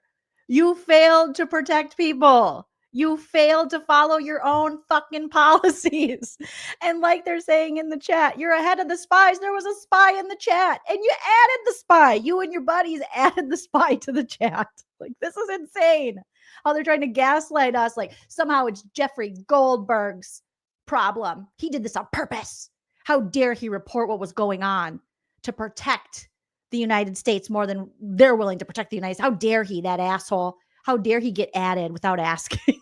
Like, he's so, the fragility, sir. On here, because that's what did happen, not what possibly could have happened. Oh my God. Stop your fucking lying. Dr. Gabbard, yesterday before the Senate Intelligence Committee, specifically when answering Senator Kelly, you repeatedly said you did not recall any discussion in the Houthi PC small group discussing operational details, strike targets, the type of vehicles and military units involved, or the timing and order of strikes. Do you stand by your testimony from yesterday that you do not recall any of the discussions regarding this type of classified information? Yes or no? My response in the Senate yesterday, yes, I stand by that response. Obviously, the release of the screenshots that came from that chat group today were a refresher on what happened. As I said earlier, I was not involved with that portion. Girl, did you black out? Like, what is Pete Hegseth serving in this group chat? Okay, what are they smoking? What are they drinking? That she's like, I need a refresher. That was like me after drinking in my 20s and blacking out. I was like, what did I say? And I said that. And do you have proof? No? Okay, that didn't happen. Funny. I mean, huh? Of the chat, so it did not come to my recollection yesterday. Thank you. So I take that as You weren't in that portion of the chat. You're in every portion of the chat. You're a part of the group chat. Do you ever notice even when you're not chatting in the group chat, you're still a part of the group chat? You didn't remove yourself and then you re-add yourself, or you get added again and then you're like, I can't see. You were there the whole time. Today were a refresher on what happened. As I said earlier, I was not involved with that portion of the chat, so it did not come to my recollection yesterday. Thank you. So I take that as you stand by your do not recall yesterday stance when you're asked those questions. You've been in office 43 days. Director Radcliffe has been in office 62 days. This was considered the first major military operation using lethal force of the Trump administration. Was this the first? This was probably the first time that you've been involved with a discussion like this on a thread. It was not discussing, you were not on a group chat discussing where we're going to go for lunch. You're discussing putting men and women of the armed services in harm's way. That's a major decision. So, and when did that happen? 10 days ago? Okay, I'll answer that. It happened 10 days ago. Here's the point. Chelsea's hoping if she takes long enough to get to the microphone, he'll go, forget, I'll answer it. Forget it. You're not going to give me an answer anyways. I don't know. If that's what it says, I guess that's what happened. She literally is like reaching for the microphone so slowly. Oh, you got it? Okay, cool. Point.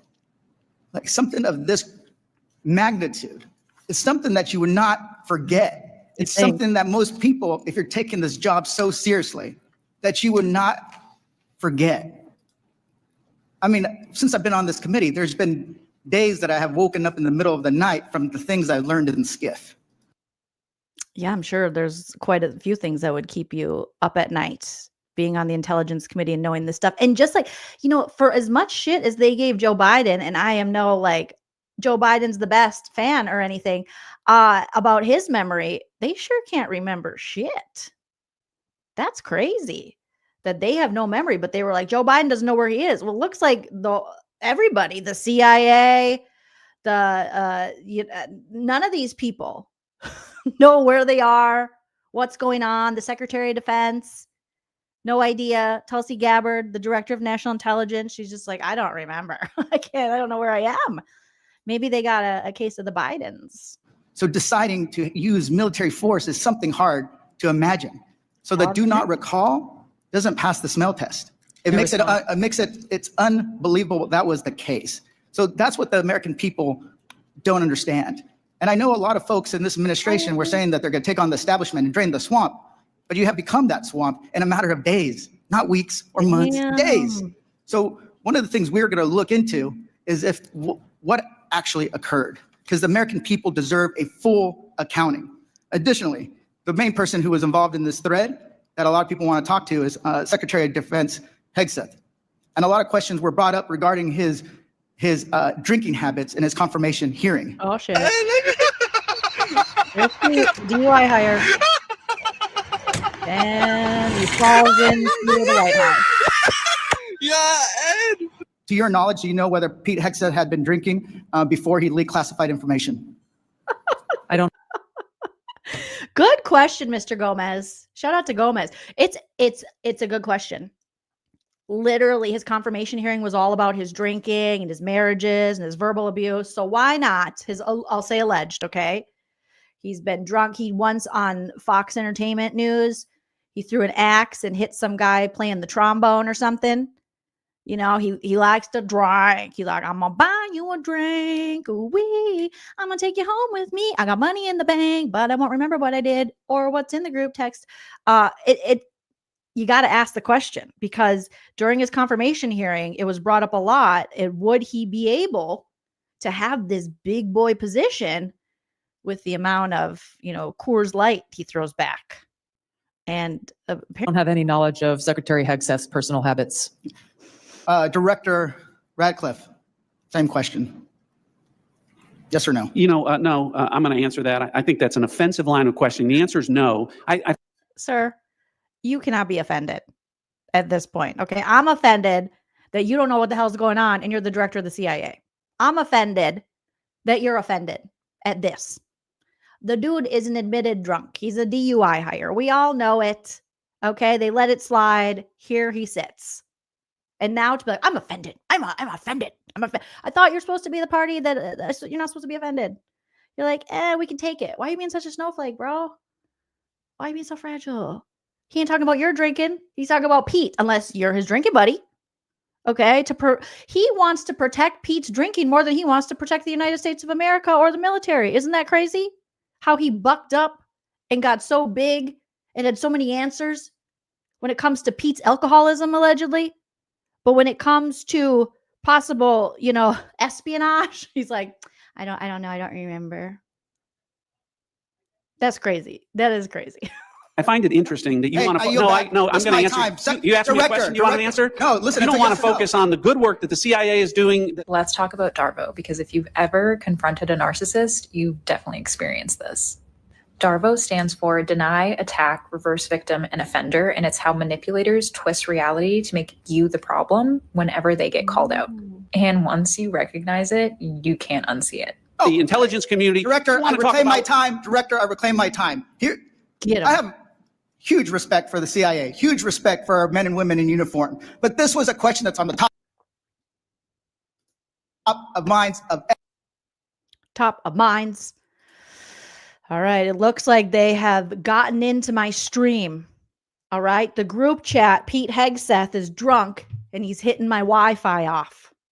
Calm down, Pete. Have another reclaim my time. Director, I reclaim my time. Here, I have huge respect for the CIA, huge respect for our men and women in uniform. But this was a question that's on the top of minds of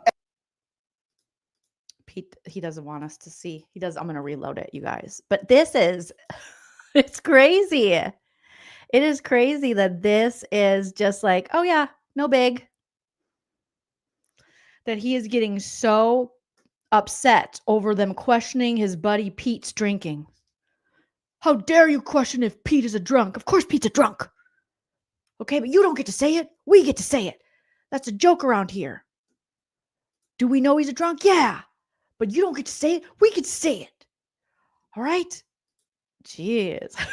Like, he really wants to stand by your man.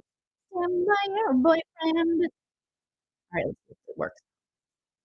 All right, guys. Reclaim my time, director. Huge respect for our men and women in uniform. But this was a question that's on the top of minds of every American, right? He stood in front of a podium in Europe holding a drink.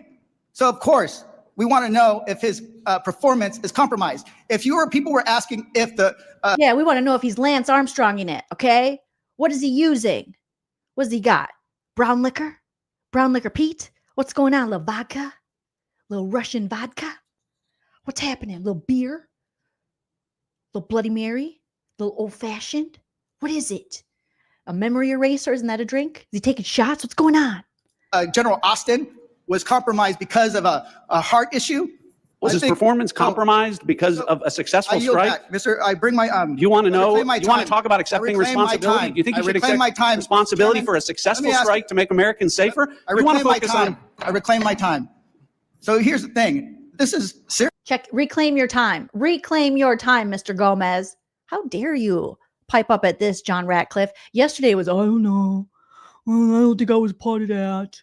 Oh, did that happen? I didn't know. They didn't let the CIA know. Do we have a spy in the chat? I don't know. I'm just the director of the CIA. And today it's like, how dare you question Pete? And he's drinking.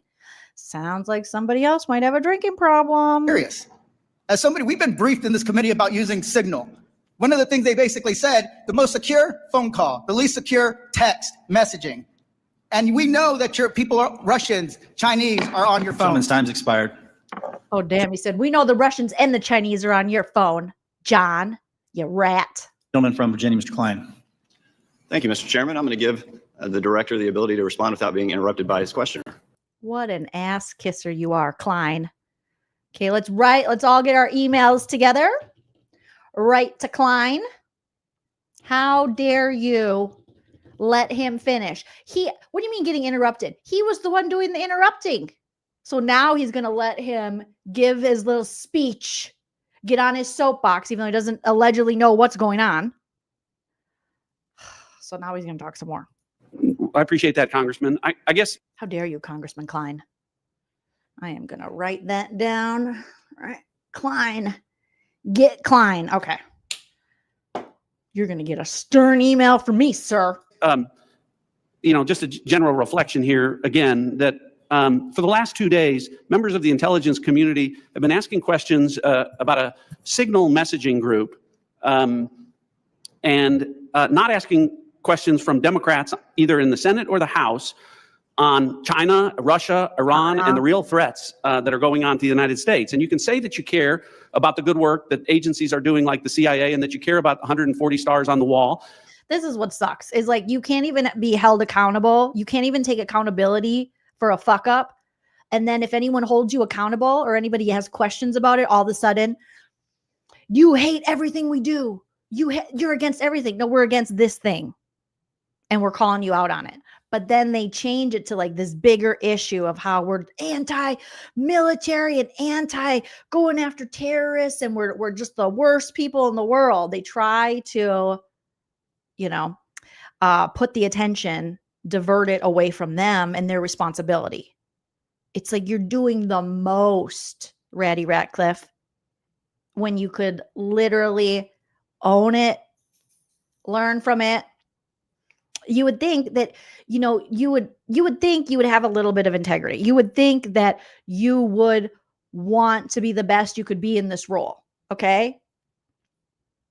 You're acting like you're entitled to this shit and that there's no checks and balances for you and you can't be called out. How dare they? How dare anybody check you when you're clearly wrong? Like this is horrible. But no one's asked me about my second day on the job here where Sir, why the fuck would anyone ask you about your second day on the job? We're going all the way back to the second day. What did he say? He's like 40 or 60 days into this role and you want credit for the second day? Sir, you don't get I thought you were the people that were anti-participation trophies. This guy is such a snowflake. He is so fragile. Nobody asked you about my second day. What are you, a kindergartner? Like, who asked about how was your second day? All this time later, clearly whatever happened on your second day didn't prepare you for what was going to happen on your 60th day when you shit the bed and were the CIA director in a group chat with confidential information with a spy that someone on your team added. This is to the United States. And you can say that you care about the good work that agencies are doing like the CIA and that you care about 140 stars on the wall. But no one's asked me about my second day on the job here where I lit the fuse that led to a foreign government participation. So now he's like, but I did this and nobody gave me anything. That's part of your job. So you want credit for doing your job? That's the least you can do, sir. Participating with us to capture one of the senior planners of the Abbey bombing that killed 13 Americans. And in the process, we worked with a government that previously hadn't, that hadn't cooperated with us on counterterrorism matters. Or the fact no one has focused on that within an hour of that taking place, I was on the phone with Director Patel and a few hours later with Attorney General Bondi working together, the IC and the FBI working together. So out of breath, and then I did this, and then I did that, and then you guys, seriously, I was on the phone. I did like 4 phone calls on my second day. That's like a lot of phone calls, guys. Have you ever been on the phone? And I hold it like with my ear on the side because I get carpal tunnel. It sucks because it's my jack in hand and my phone hand. And so it really hurt my shoulder. I had to go to some OT, occupational therapy. I had to get some help. God, nobody asked me. To bring this person home in less than a week, unprecedented success for the intelligence community and the law enforcement community. Exactly representative of the kind of work that we should be doing and the kind of work that an oversight committee should be asking about. But instead, we're getting questions about whether or not someone has drinking habits. I just wish in an annual threats hearing where the American people want to hear about threats. Just someone, the Secretary of Defense, who is clearly passing confidential information in a signal chat with a journalist that doesn't belong there in it, with very confidential, classified, maybe not, information. And he's just giving it away, going, and then we're going to go here, and then we're going to take this weapon, and we're going to do this. Literally, here he is again. Pete Hegseth, here guys, here for everybody on this unsecured network. Okay, here's time. Okay, the weather's favorable. So what we're going to do is we're going to go for mission, okay? By 12:15, we'll have launched the first strike, okay, on the Houthis, okay, because they're bad guys. And then we're going to do a strike, and then we're going to use this weapon. And then we're going to do a second strike. And then we got drones, okay? And then we're going to drop a bomb. And then this time we're going to drop a second bomb. He's giving the play-by-play out on a network, on an app. He shouldn't be doing that. According to everybody, you guys were told that you're not supposed to use Signal for this kind of information. So it's not just anybody you're asking about his drinking habits. You're asking about the Secretary of Defense. It's a big role with a history of alleged drinking issues and being drunk on previous jobs, allegedly. So it's not just randomly. They just picked someone who has no history of drinking and go, were you drunk? That would be weird. But it literally was all his confirmation hearing was about. Even his mommy was like, he's a drunk. He's an abusive drunk. He's an asshole. Even his mommy, the lady who pushed him out of her baby door, was like, that's a bad seed right there. And mothers know. A mother always knows. That's what we would be talking about. I find it offensive for you to accuse me as a Democrat of not caring about national threats. I very much wanted to talk about those. In fact, had prepared questions in advance of this hearing about those threats, specifically about biosecurity and bioterrorism. But I don't have time to ask those questions because the threat is in the House. The threat is across the dais, and I need to ask these questions. It's my job to ask these questions of you. Because when I served in the military, and I served in classified environments, had this happened to me, I would have walked my resignation in immediately. This is not okay. Communicating these sorts of things in Signal is not okay. Targets, times, those kinds of things are absolutely classified, and we all know it. I know it. These people know it. You all know it. And the fact that we're having to have these conversations now means that I can't ask the questions that I need to ask about things like bioterrorism and biosecurity. And so I'd like to put you in check as well, sir, because you can't assume who I am any more than I can assume who you are, sir. I would like to move my questions, however, over to Director Gabbard, because you are the DNI. You do have an obligation and a responsibility. I'm going to speak to you specifically about the fact that you have spent much of your 40 days talking about the importance of making sure that we don't reveal classified information, making sure that we don't leak information. You're a former battalion commander in the Army. I don't think that you would have necessarily appreciated the kind of leaking of information that I believe absolutely did happen in the Signal channel and is worthy of a further investigation. In fact, this committee established something called 50 U.S.C. 3235A, and this committee on a bipartisan, apartisan basis requires you, the DNI, to swiftly notify Congress and the Intelligence Committee if you're aware of any sort of significant unauthorized disclosure or compromise of classified information, which I would argue this has all of the markings of being that. And so if you, as the DNI, see such a thing anywhere within your organization's purview, you have the obligation to begin an investigation to report back to us on that. Would this seem to qualify to you as something worthy of that investigation? Thank you for your question, Congresswoman. In this situation, Secretary Hegseth has the classification and declassification authority over DOD information. This chat did not have the auspice of being a DOD chat. There's no such thing as labeling it as DOD. This was a chat amongst a great variety of people, and you, according to our law that we passed here bipartisanly, have an obligation when you think there has been a tangible, significant leak of information to instigate an investigation. Do you not think it's important to do such a thing? The National Security Council is investigating this inadvertent leak. And again, I point to Secretary Hegseth as having the classification. I would argue that Secretary Hegseth, if he had. Oh my gosh. She's like, I'm the drunk. Tulsi again, no answers. She's just like, no, at the DOD, DNI, what am I? I have no idea. DOD, DNI, what am I?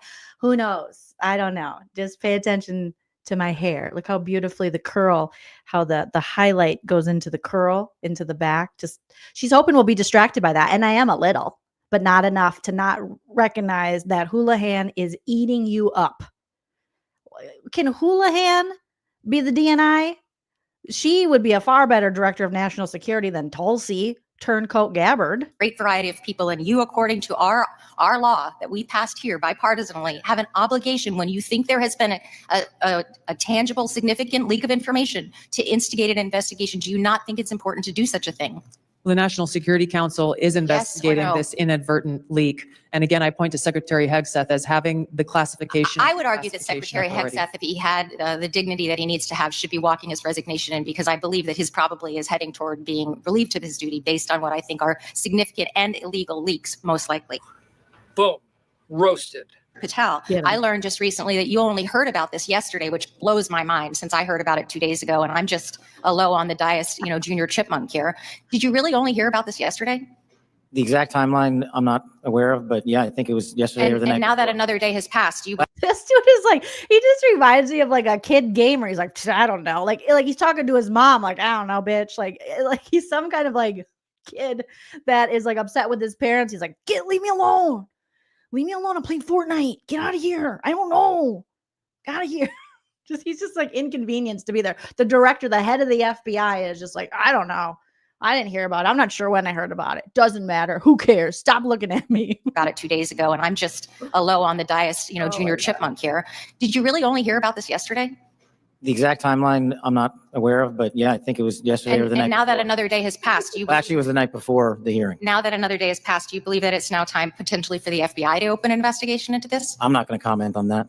Because you're the director of the FBI, you don't believe it's appropriate to comment on that? Because there's a process in place, there's an ongoing litigation, and the National Security Council is reviewing this matter. And I'm not going to discuss any open or closed That investigation. ongoing investigation, literally, the lawsuit happened today or yesterday afternoon. And the idea that you don't have an opinion on this at this point is frustrating to me. I'll tell you why more people are worried about this than you might think. And that's And it's crazy that there's already an investigation going on about this, but you just heard about it. But you know enough about the investigation that you're not going to say anything. Like this all can't be true. You sound ridiculous. Okay, I think I skipped to a different video. I got to get it back. Get it back. Bitcoin. I don't want to watch no Bitcoin thing. Oh my goodness. Hold on, guys. Hold, please. While I get it back. Oh my God. Patel is he's ridiculous. All right. Let me go back. And there we go. Okay. Got it back. Don't forget to smash that like if you guys haven't already. You're killing it in the chat also. Thank you so much for all of your thoughts. I love it. You're cracking me up.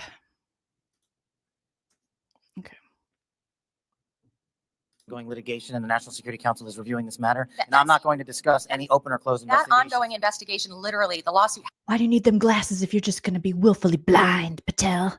What are you doing, Cash?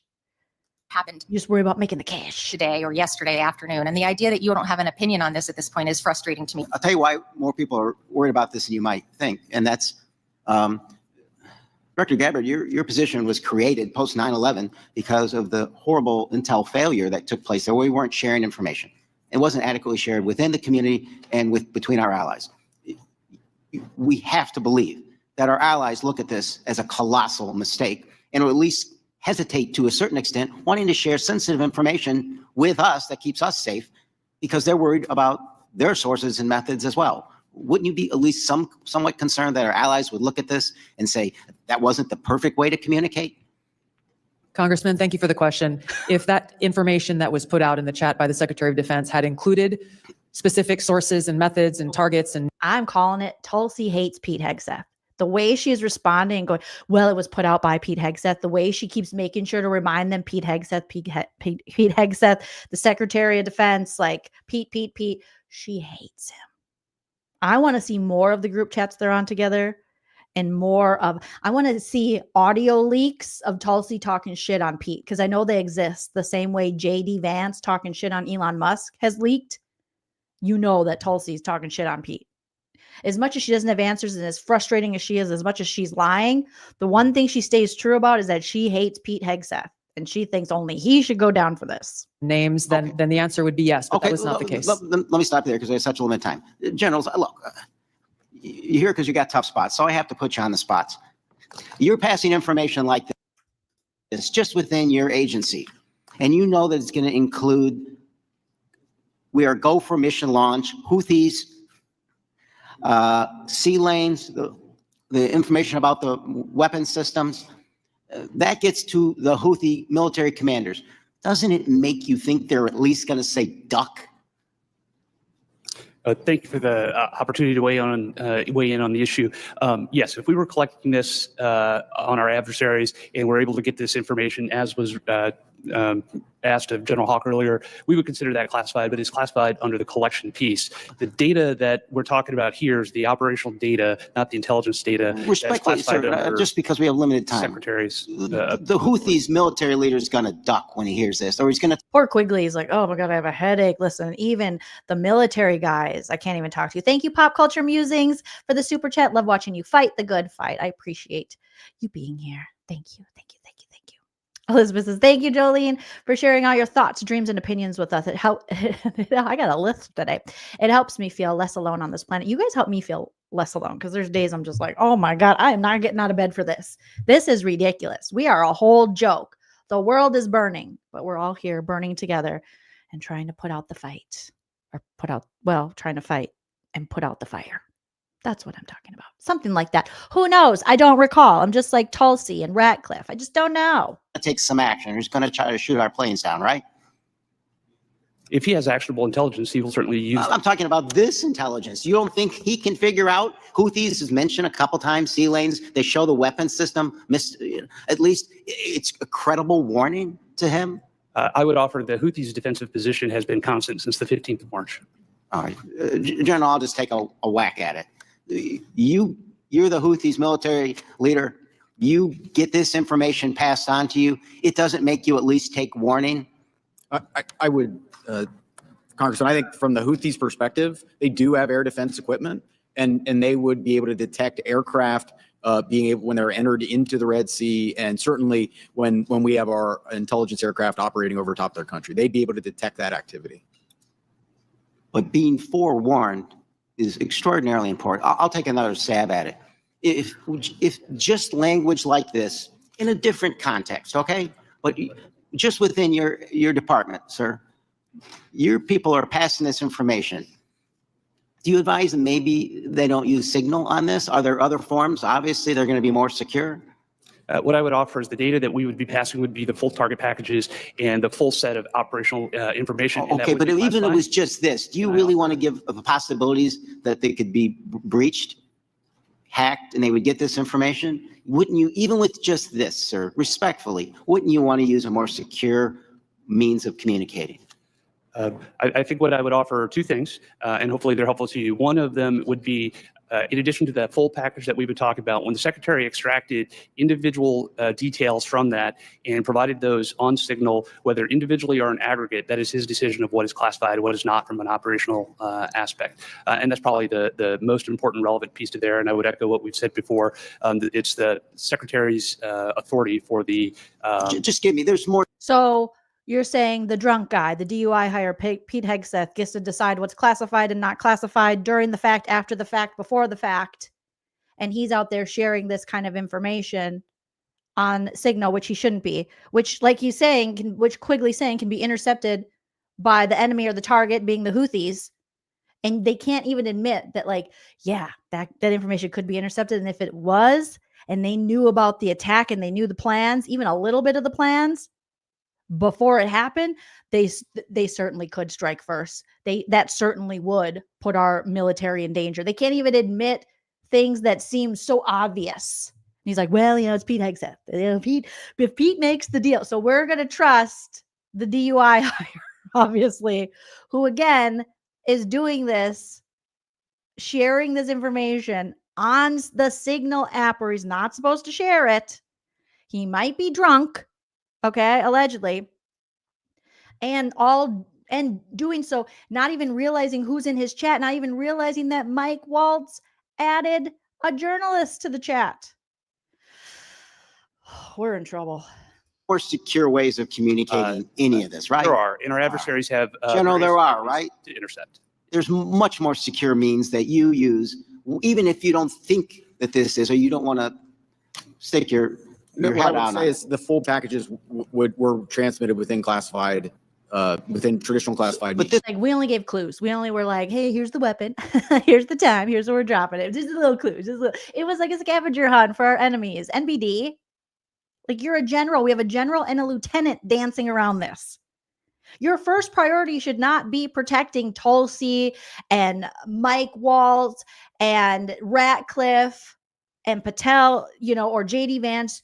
You should be protecting your military. You should be protecting those who are serving this country, those included on the mission. This is insane. I keep saying it, but it just is. This is what Trump has done. Protect him. Protect this administration. Make it partisan. Even when American lives are on the line, you tell us all the time, celebrate, stand for the military, clap for the military. We romanticize the military only to then shit on them in this regard, only to them not protect them and protect the powers that be who fuck up over them. Only to then, if you want to get even further, only to then not protect them when they're outside of the military, not to give them the benefits they need, not to give them money they need, not to give them health insurance and things that they need. It's all just an act. They don't give a shit about people that really serve this country. They don't give a shit. And this is just more proof of that. This could have been transmitted in a classified way as well. Thank you. Quigley's like, I'm just saying, is this a bad, come on, this is a bad idea. The enemies, the people we were attacking could have gotten a hold of this information, could have used it to harm us. Like, it was irresponsible. And they're like, well, most of it was classified. Under the previous administration, we looked like fools. Not anymore. Oh, Pete, you're a fucking idiot. You're a drunk, allegedly, and an idiot. Oh my gosh. Let me see what you guys are saying in the chat. Tesker says, next time Pete's ex-girlfriend is going to get the secret military objectives. Yeah, he's going to be sending it to his booty calls, his Tinder messages, or whatever. He's going to be sending it to, just anybody. He's going to be sending it to his, I think I might have accidentally added my Lyft driver to the Signal chat. I shouldn't be using Signal for this. Oh, well, no consequences. Candy says they should be made to face the military personnel who are boots on the ground and answer for this colossal F-up. I mean, they can't even answer to the senators and representatives of the committee. They feel they're acting as if they're like put out by it. Like, oh, how dare you ask me this? How dare you ask if our friend Pete is drunk? What makes you think that? I don't know everything. Everything about the guy would make me think he's drunk. Hey, Christina. Christina says, laughing my ass off. My Sims will die if I want them to, but don't let your Sims die. Don't do it. Beach says it's the smug condescending. I just can't handle. The smug condescension, and have some damn humility.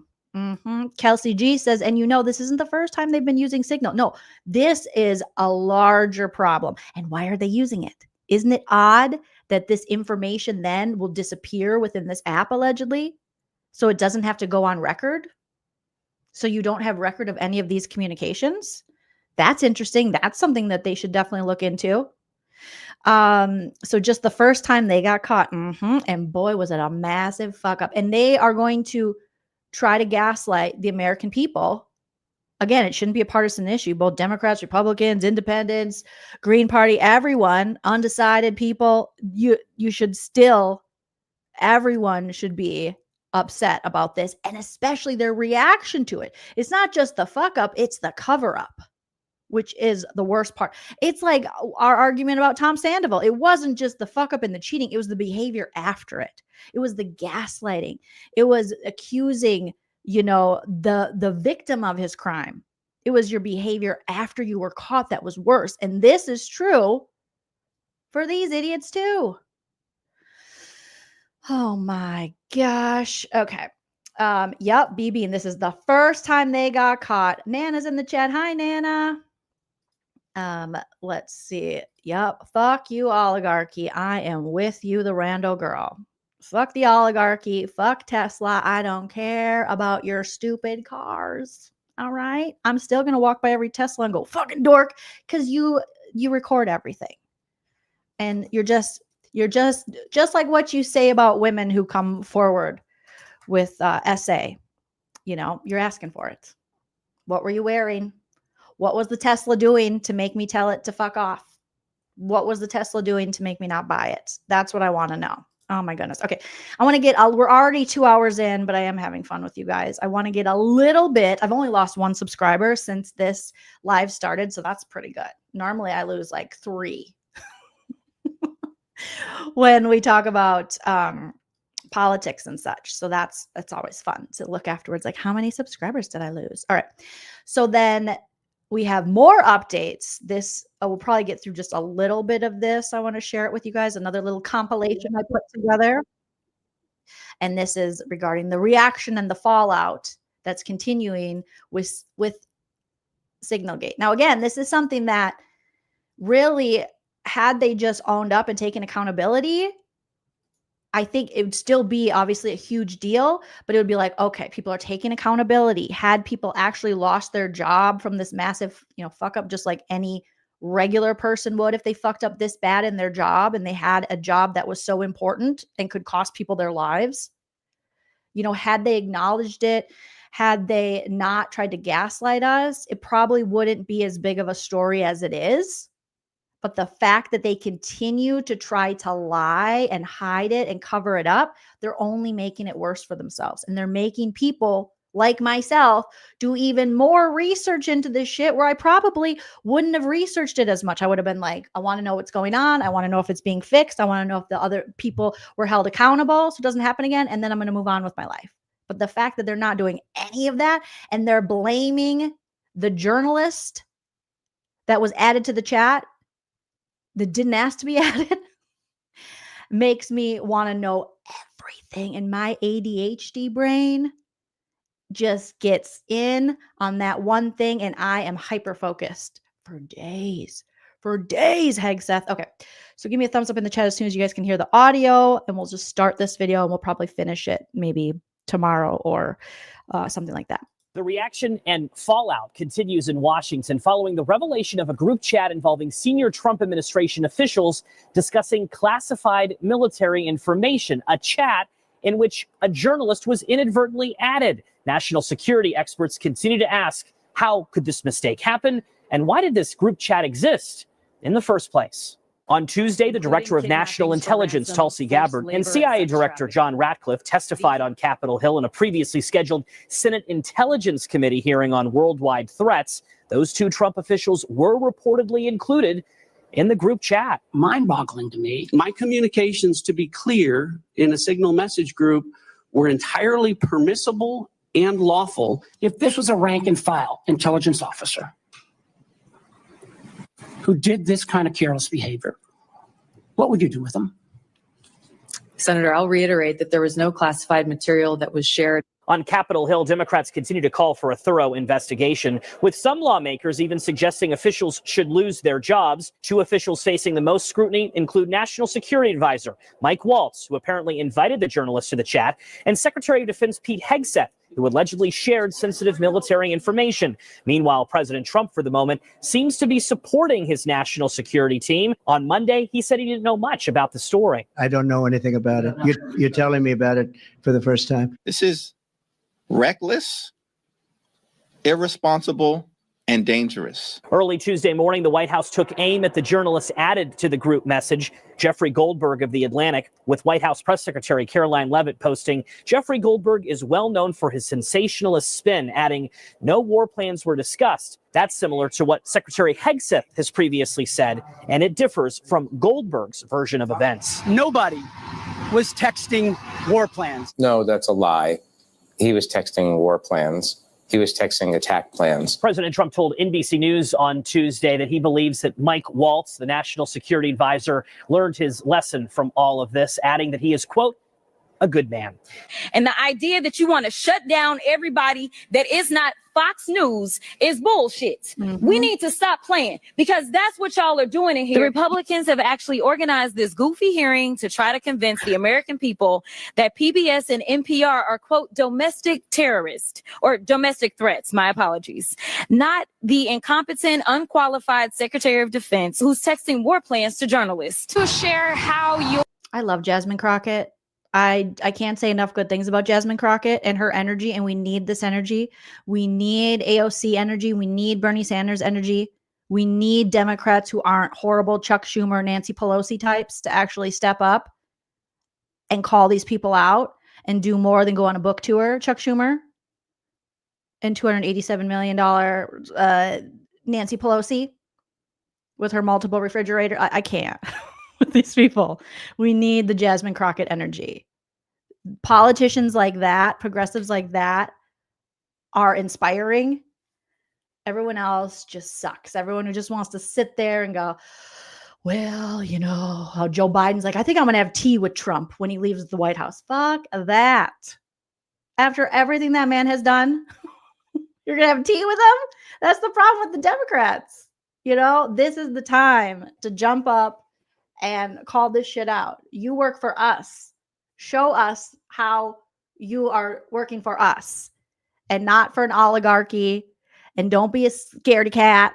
You know, it's just like, it's crazy. I love the energy that Jasmine Crockett brings. It's like her, just listening to her gives me a little bit of hope in a time where there isn't much hope, where these drunken white men from Fox Entertainment are just throwing axes at people and revealing all the military secrets and plans in a group chat because they've had a little too much brown liquor, allegedly. Your information about war plans against the Houthis in Yemen was shared with a journalist in The Atlantic. And were those details classified? You're talking about a deceitful and highly discredited so-called journalist who's made a profession of peddling hoaxes time and time again, to include the hoaxes of Russia. What are the hoaxes? I would love to have Pete Hegseth and all these idiots. What are these hoaxes that this well-respected journalist, Jeffrey Goldberg, has been involved in? Just not liking Trump? Is that it? Is that a hoax? That he just not a MAGA fan? So then he's the evil empire? What has he done? What has he been a part of?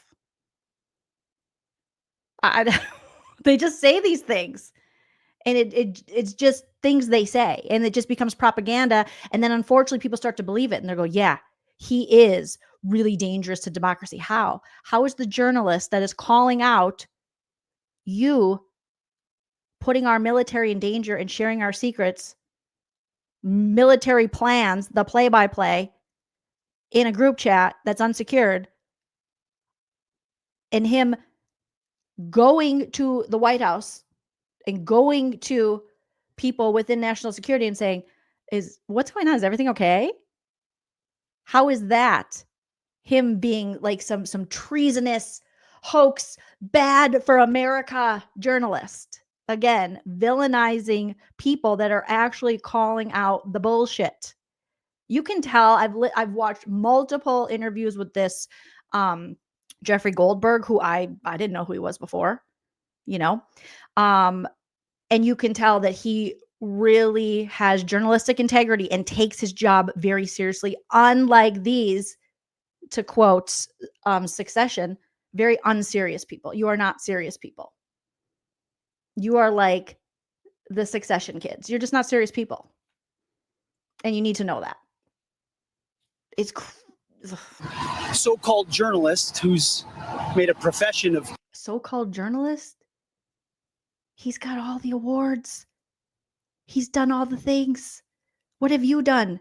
You were on Fox Entertainment News, drunkenly spewing your stupid opinion that nobody cares about, with all of your entitlement and your drunkenness.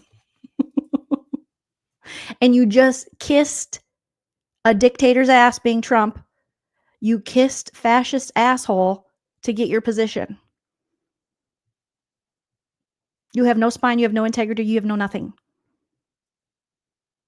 You still have quite a bit of your hair. I guess that's a win. How your information about war plans against the Houthis in Yemen was shared with a journalist in The Atlantic. And were those details classified? You're talking about a deceitful and highly discredited so-called journalist who's made a profession of peddling hoaxes time and time again, to include the hoaxes of Russia, or the fine people on both sides hoax, or suckers and losers hoax. So this is the guy that peddles in garbage. You mean what Trump said? You mean things that he actually said? That there are fine people on both sides? Is that what those aren't hoaxes? This guy must be drunk. Because this is drunken evil. When you combine drinking and the devil, you get Pete. What he does. I would love to comment on the Houthi campaign because of the. We already saw it. You already did. We saw all your group chat, dummy. Literally, we saw all of your messages. You here talking to the VP. I fully share your loathing of European freeloading, acting like European is some, welfare recipient, while you got the number one guy of corporate welfare, Elon Musk, there, just getting all the corporate welfare. He's literally made all of his money off the American people and not having to pay his fair share. But here we go. But this freeloading, European freeload is pathetic in all caps. But Mike is correct. We are the only ones on the planet on our side of the ledger who can do this. Jesus Christ. You really think highly of yourself. Captain Planet. Nobody else even close. He is circle jerking in his own group chat with spies. Question is timing. I feel like now is as good a time as any, given the POTUS directive to reopen shipping lanes. I think we should go. But POTUS still retains 24-hour of decision space, even though I'm the guy. Oh, I imagine he's typing this as he's jacking off, drunkenly jacking off with whiskey dick. Allegedly, you guys. Oh, good God. I mean, you already, I would love to share. You did, Petey. You did, Drunk Pete. You DUI hire. You told us. What's going on? Okay. Here you are. Here, let me take this comment down here.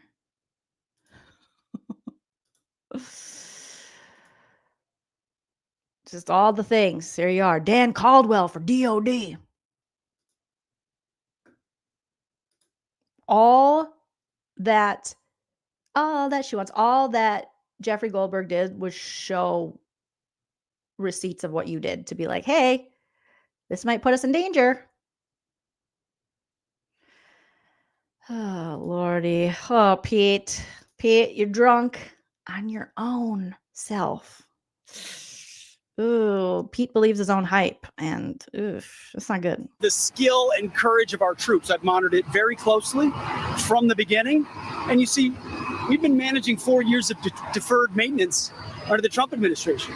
Our troops, our sailors were getting shot at as targets. Our ships couldn't sail through. And when they did shoot back, it was purely defensively or at shacks. And now I'm telling them where we're shooting so that they could shoot us before we shoot them. It's fucking genius if you don't think about it, and you're drunk. In Yemen, President Trump said, no more. We will reestablish deterrence. We will open freedom of navigation, and we will ultimately decimate the Houthis, which is exactly what we're doing. Why aren't launch times on a mission strike classified? Again, I would defer you to the Secretary of Defense's statement he put out this morning. There were various reasons he listed, things that were not included in that messaging thread that were not classified. And again, going back to the American public, do you trust the Secretary of Defense, who was nominated for this role, voted by the United States Senate into this role, who has served in combat, honorably served our nation in uniform? Or do you trust Jeffrey Goldberg, who is a I trust Jeffrey Goldberg. I volunteer as tribute, and I choose Jeffrey Goldberg. Not a registered Democrat. Oh my God. I need my dun dun dun. I wonder if I still have that sound effect. George, you trust Jeffrey Goldberg, a registered Democrat.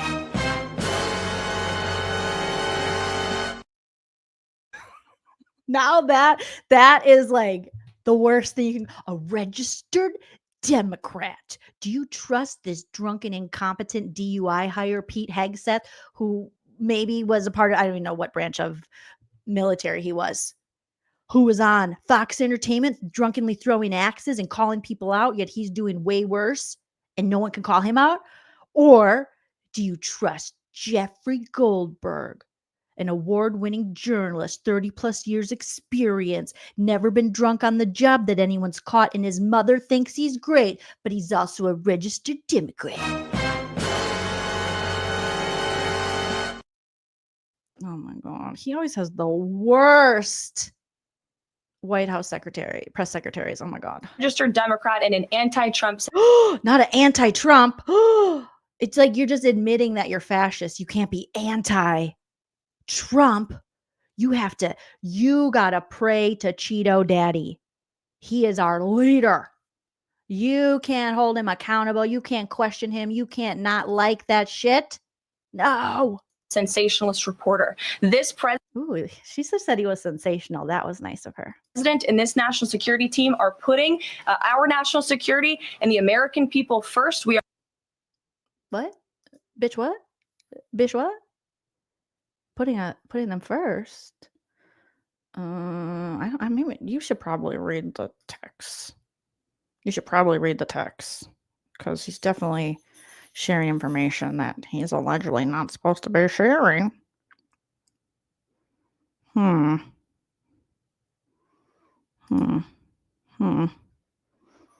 Interesting. He's putting us first, telling all the plans where the bombs are landing 31 plus minutes before the bombs land.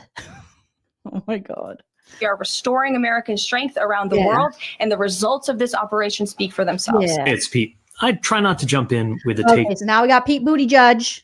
Okay, and I'll be honest with you, I am not a big Pete fan either, but I do appreciate some of the things he's been doing as of late. But when he first popped on the scene, I was like, all right, Pete Buttigieg, I don't really need to hear from you. I just didn't think he was progressive enough. I thought it was a little too in the middle of the road, boring, bring a book for me, but that was just my opinion. Okay, don't shoot me down in this fascist regime.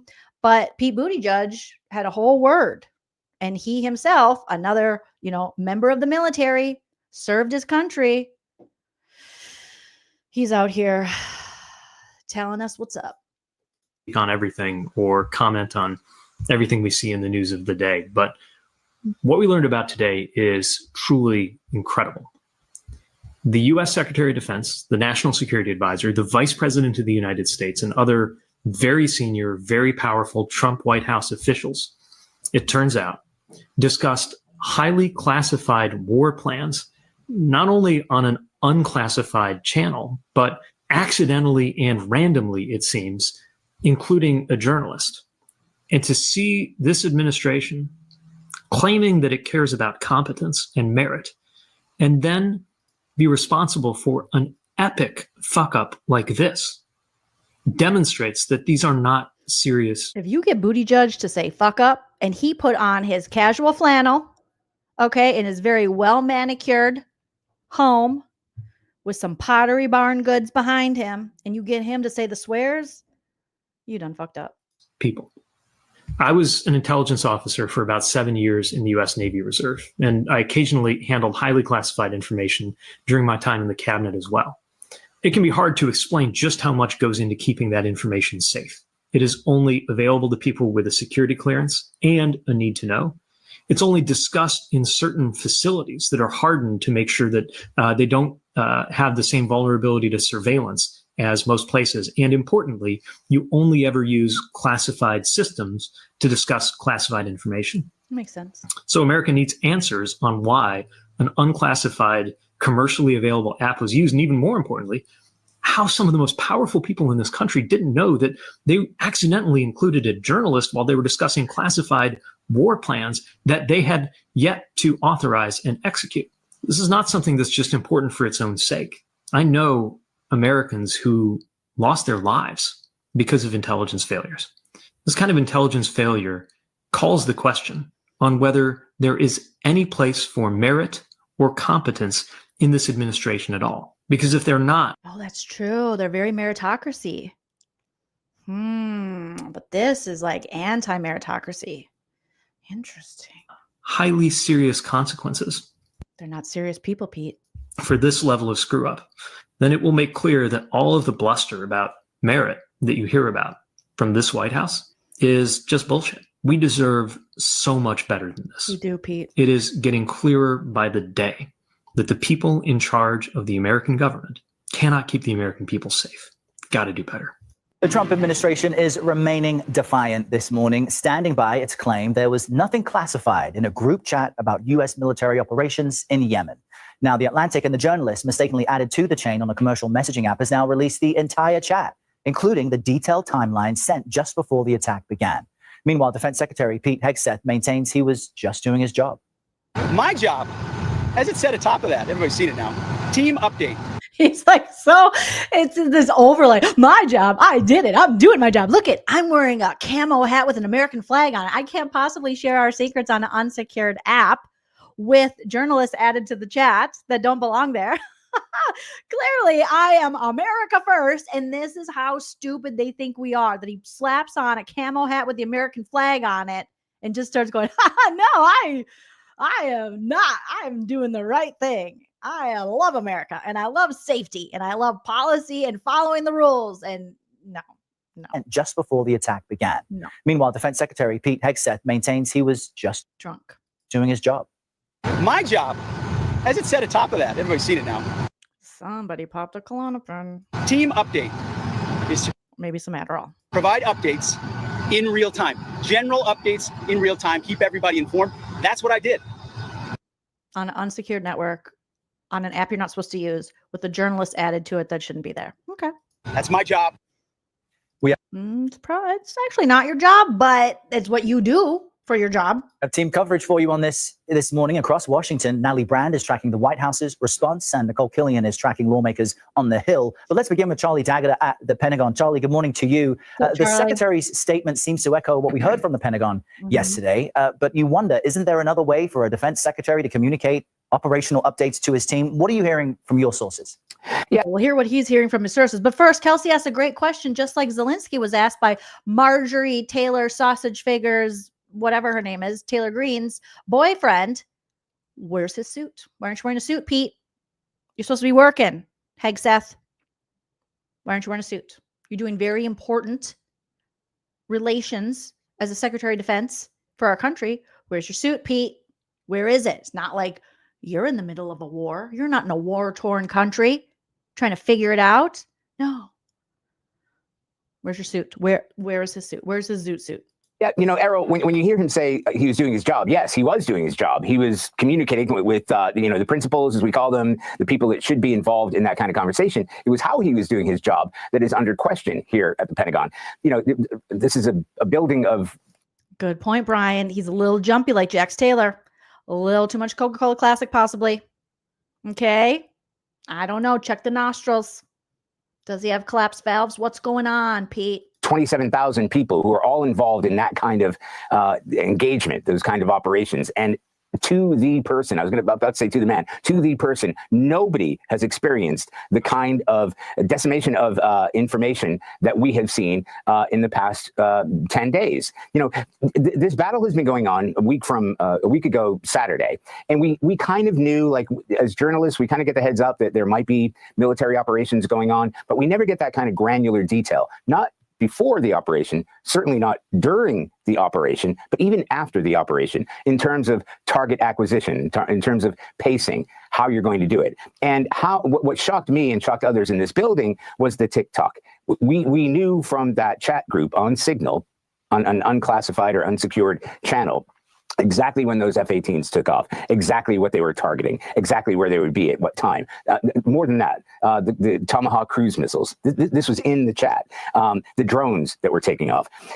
The Houthis aren't entirely capable as an adversary, if we compare them to, say, Iran or Russia or China, but they still would have been capable enough to know. If I got a 30 minutes heads up, they would have been able to prepare in some way. They would have been able to either get assets out of the area, get targets out of the area, and in some cases try to fire back. And they have been capable of firing back at high-flying drones. They certainly would have tried to take out an F-18. So this is where the rubber meets the road, because he would argue, as he can, Defense Secretary Hegseth, that this is unclassified information or declassified. Okay, side note, this Arrow guy that's like on CBS News, I don't, watch a ton of CBS News, but obviously I've been watching all the news outlets now regarding this signalgate, and Arrow he's pretty good, you guys. And I'm not just saying that because he's beautiful. I'm saying it because he's beautiful, and he's pretty good. he is something to tune in for. No offense to this gentleman talking. Classified information, because he is a decider to make it unclassified or declassified. However, to get this information out there on a channel a half hour or even in some cases 2 hours before these strikes are going to take place, that is absolutely an infringement on national security. Yeah, and so many people in the military have said if they were found to have done the same thing, they would have been reprimanded or lose their job. Errol, almost everybody would. I mean, almost everybody would. If you were a soldier, if you were a sailor, if you were intel, if you had given, we use Signal to speak or to contact individuals. First of all, I would never ask anything that would have to do with, operational security, and they would never give it to me. Anything close to that, yeah, they'd be out of a job. Very important point. Charlie D'Agata at the Pentagon for us this morning. Charlie, thanks as always. Charlie. Let's cross over to CBS News correspondent Natalie Brand, tracking reaction from the White House. Natalie, good morning to you. We heard President Trump speak about this controversy over Signal yesterday and seemed to brush it off. Help us understand his position. Yeah, the White House continues to try to downplay this incident. The president yesterday calling the media coverage of it a, quote, witch hunt. But notably, President Trump, when asked by reporters, also said he does not oppose an inspector general's report into what happened, saying he wants to learn whether there was a mistake or a larger issue with Signal, the messaging app that was used. And so now we're going to blame Signal. Signal just automatically adds journalists. That they say that the crazy part is they're saying that Jeffrey Goldberg, the journalist who was added by Mike Waltz to the group chat, that he's horrible and he does hoaxes and all this stuff. Well, then that's even worse that you guys added him to a chat. If you guys say he's horrible and he's a threat to democracy and he's a threat to the U.S. and he's just awful, that you added him of all people. You didn't even add a good one from the non-fake news networks. You didn't even add another Fox Entertainment person. You didn't even add Megyn Kelly or something. And she did have a little beef with Trump, but I think they're good now. You didn't add Candace Owen. You added an enemy of the state. As for, the latest Atlantic article published yesterday, which gave more details about what Defense Secretary Hegseth posted regarding the exact timeline, assets used in this military operation, the president was asked whether he still thinks that information that was shared was not classified. Here's what he had to say. Well, that's what I've heard. I don't know. I'm not sure. You'll have to ask the various people involved. I really don't know. I can only tell you this. I'm just the leader of the free world. What would I know? How would I know? How would I know? I did promise you an administration that was going to be the most transparent. And technically, I gave you that because they've been so transparent. They've been sharing information with the wrong people. But then when they're held accountable and questioned about it, then the transparency goes out the window and all of a sudden they're Oliver Northing and they don't recall. But again, how would I know?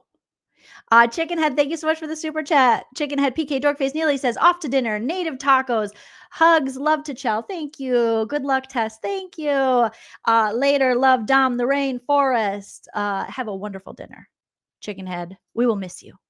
We will miss you. You don't want to talk about it. The Houthis have been not the Houthis. Horrible to the world. I'll be honest. Once Hootie and the Blowfish went country, I was like, I'm done. Okay. I was like, let her cry when the tears fall down like rain. Like that was a banger. But once the Houthis, Hootie, I don't even remember the main guy's name. Once he went country, I was like, I'm sorry. That's betrayal.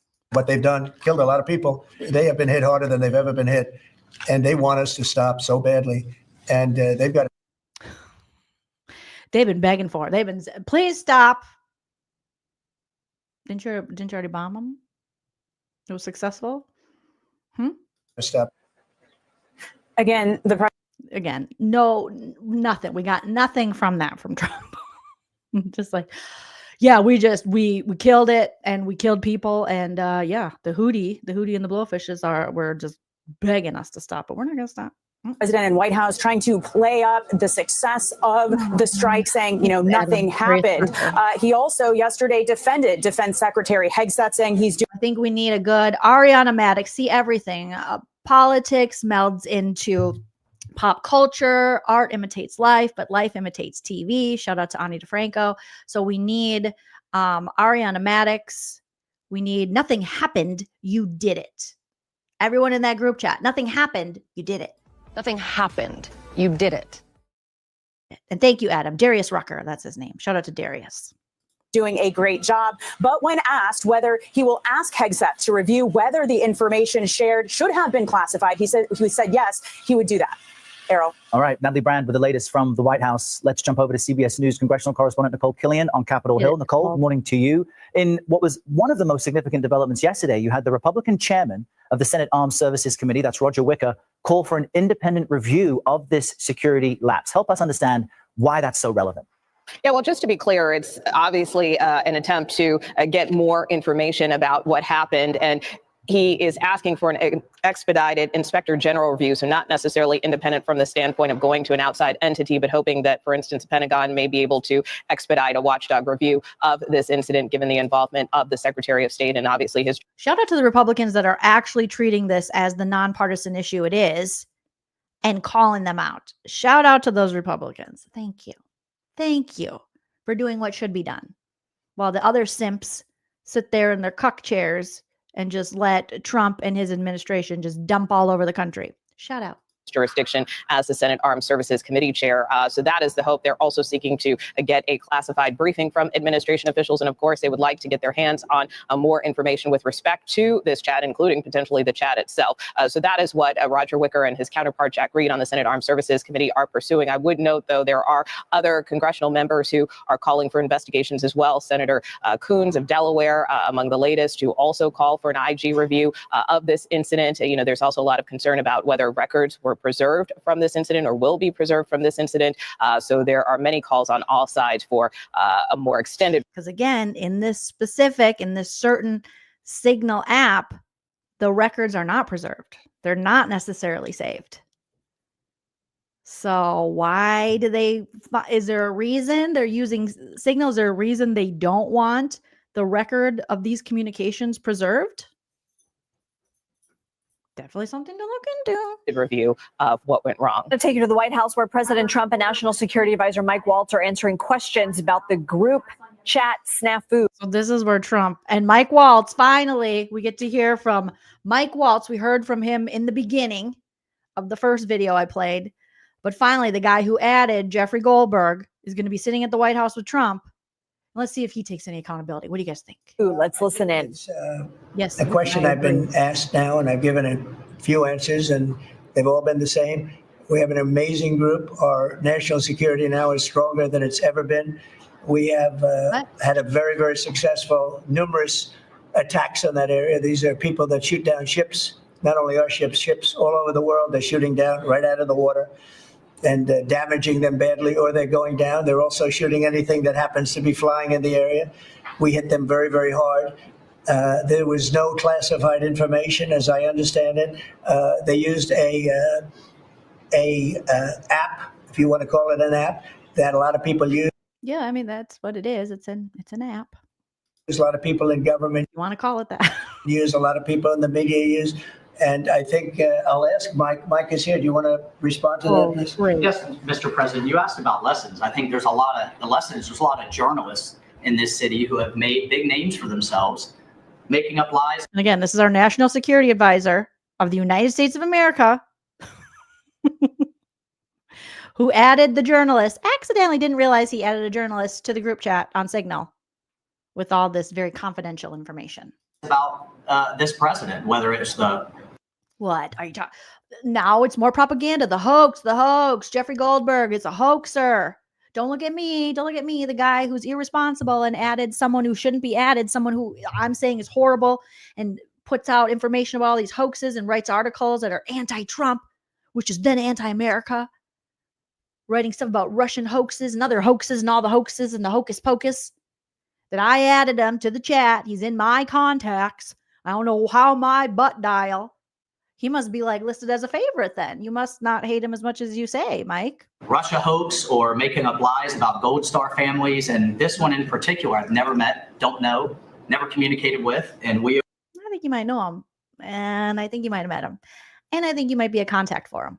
And I think he has journalistic integrity where he's not going to admit that you're one of his sources. But I think, Mike Waltz, I think you have talked to this man before. That's just what I'm thinking. You're getting really upset about the idea of you even knowing this man. But somehow, out of all the contacts, all the people in all the world, this man you claim to hate, who is responsible for hating Trump and these hoaxes, somehow he is the one you add. It's interesting, isn't it? Very, very, yes. And there is photos. I haven't seen any of the late night talk show or Jimmy Kimmel stuff, but I did hear from Jeffrey Goldberg's mouth himself that there's pictures of them together that exist. So you do know them and you might like them, because maybe Mike isn't as MAGA as Pete Hegseth. Maybe Mike, even though Mike Waltz, if you guys look into this guy at all, because I was like, I'm going to look more into this guy. This guy is so anti-DEI. He is just like, what about the whites? You know, like, what? Why do we need diversity? Do you have any proof that diversity does anything? Like, he is, when he was a representative or whatever he was, when he was a congressman, he was always talking about DEI. He had a DEI boner, only to then be taken down by a DUI hire, Pete Hegseth. The irony. Okay, it's not really that ironic. It's more like karma. But it was crazy to see him just sounding off, being like, he's very anti-critical race theory, which is basically just teaching us how this country was founded and white people, you know, taking accountability for being, you know, growing up, or just not even accountability. Well, kind of, but also just like recognizing that you were born into under white supremacy and how you benefit from that and the privilege of that, which doesn't hurt you at all to recognize that those truths exist. But he's very like critical race theory, talking to people like, did they teach that at the Pentagon? Like, he's very upset about that shit. Okay. But maybe he's not as MAGA. Maybe he's a source for Jeff Goldberg. And he doesn't want anyone to know. So he's doing that thing where when you really like someone, you know, like the Ani DeFranco song, like, because I like you, but I know you don't know it. I like you so much. I talk to everyone but you. But maybe he is really talking to Jeffrey, saving his contacts. Maybe he is a source for him. Maybe he's a little anti-Trump. I don't know. Just throwing it out there. And we are looking into and reviewing how the heck he got into this room. But I'll tell you what, the world owes. It was you added him. That's how he got into it. I love how he's like, we're looking into it.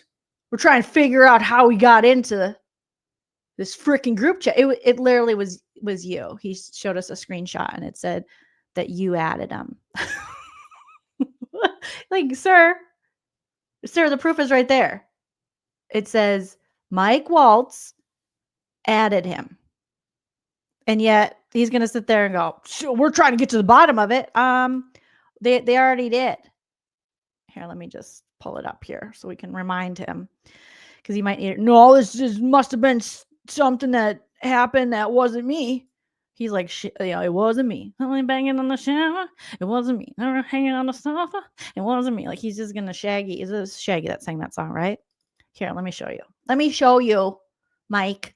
It was you, Mike. Unless there's another Mike Waltz. See? See how, okay, so under it says Hootie PC small group, 19 members. Michael Waltz added you to the group. And this is a screenshot from your enemy. Okay. Jeffrey Goldberg. And then you write, team establishing a principals group for coordination of Houthis, particularly for over the next 72 hours. My deputy, Alex Wong, is pulling together a tiger team, not a tiger team, at deputy/agency chief of staff level, following up from the meeting in the situation room this morning for action items. And we'll be sending that out later this evening. But see how it says Michael Waltz added you to the group. Okay, knowledge is power, sir. So I love how you're going to get the bottom of it. The bottom is you. You're the bottom. The call's coming from inside the house. It's you. Hi, you're the problem. It's you. A lot of people in the media use, and I think I'll ask Mike. Mike is here. Do you want to respond to that, please? Yes, Mr. President, you asked about lesson books or making up lies about Gold Star families. And this one in particular, I've never met, don't know, never communicated with. And we are And we are looking into and reviewing how the heck he got into this room. But I'll tell you what, the world owes President Trump a favor. Under Biden, global shipping. Girl, what are you talking about? Owing him a favor. I'm sorry, what? Girl, you are such a bootlicker. You're a booty hole licker. You are tossing his salad right there for all of us to see, sir. What is going on? What in the ass eating is happening here? He's like, you guys owe him something. No, you owe him something because you fudged up. Don't act like because he knows how to feed Daddy Trump. He's like, yeah, and he's great, and he does a great job, and he's fantastic, and he's tan, and he's got big boobies, and he's got big booty, and he likes to golf, and he's attracted to his own daughter. He's awesome. Like, sir, get some balls. This is embarrassing. The way you are kissing the ass of this man. Just take responsibility, resign, and move on with your life. I mean, have you no pride? Have you no shame? To sit there and lick his booty hole like this is gross. Was shut down. Pinprick attacks, months between them, our destroyers being fired upon dozens of times. President Trump took decisive action. Daddy did. Daddy's good. This is weird. It's weird.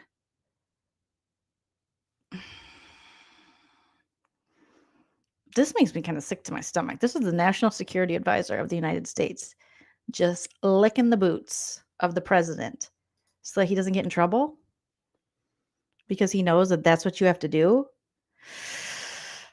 for this narcissistic personality disorder. Oh my God. I am like embarrassed for him.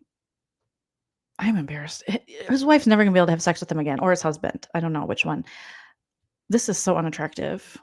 No one's ever going to be able to get a boner for you again. This is really bad. His national security team took out the head missileer, knocked out missiles, knocked out headquarters, knocked out communication sites. And for once, as we hear, as you all hear from every one of our allies, thank God for American leadership again. Thank God for American.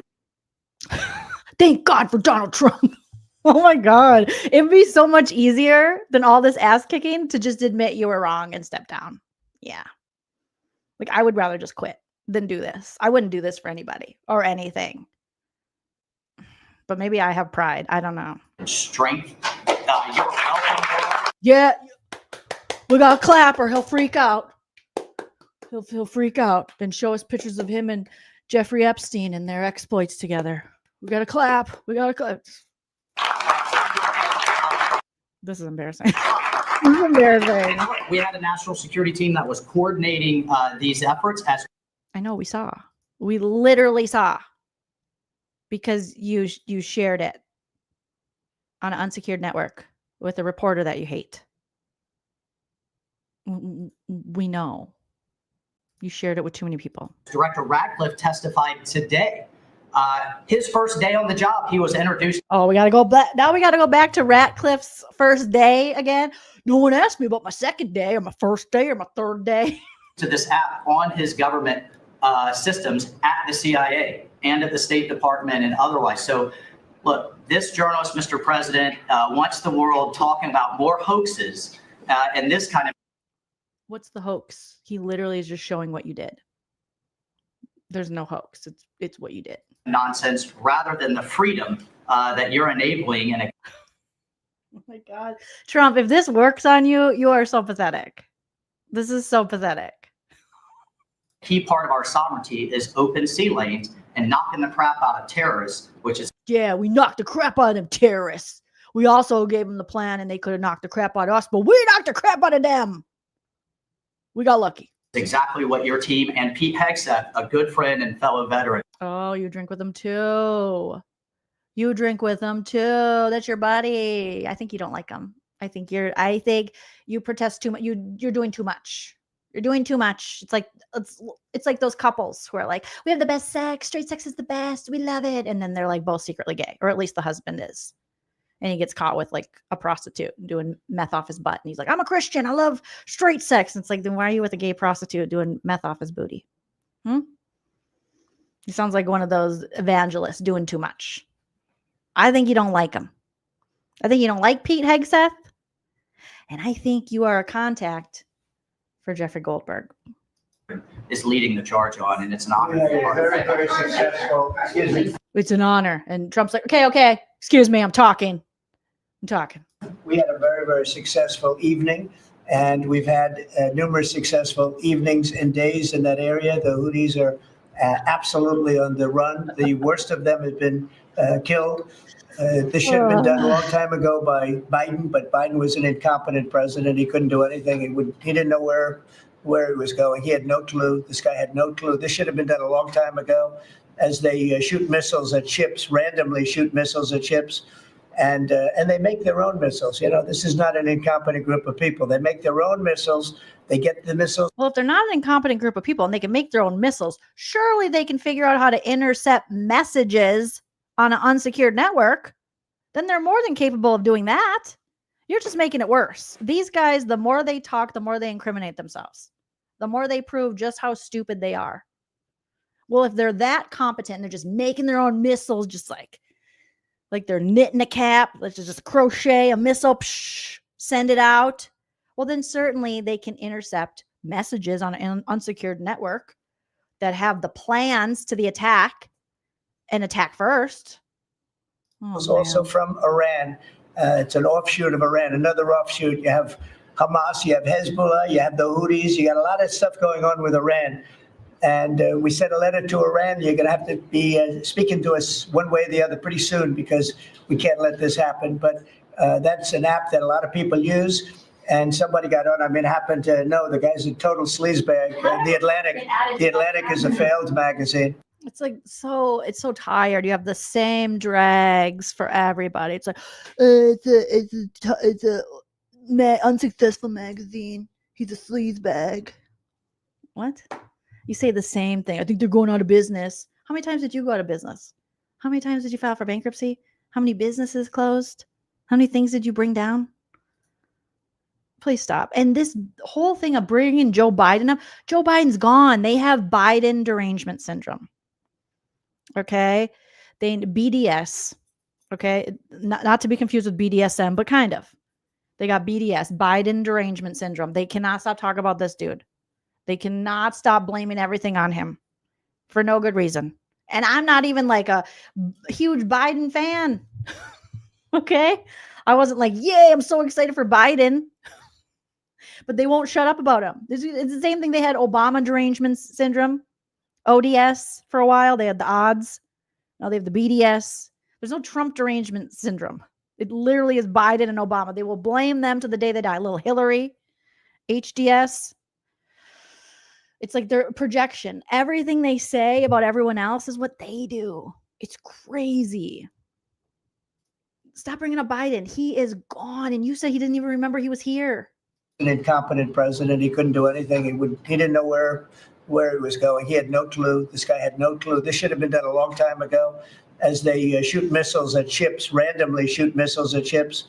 And they make their own missiles. You know, this is not an incompetent group of people. They make their own missiles.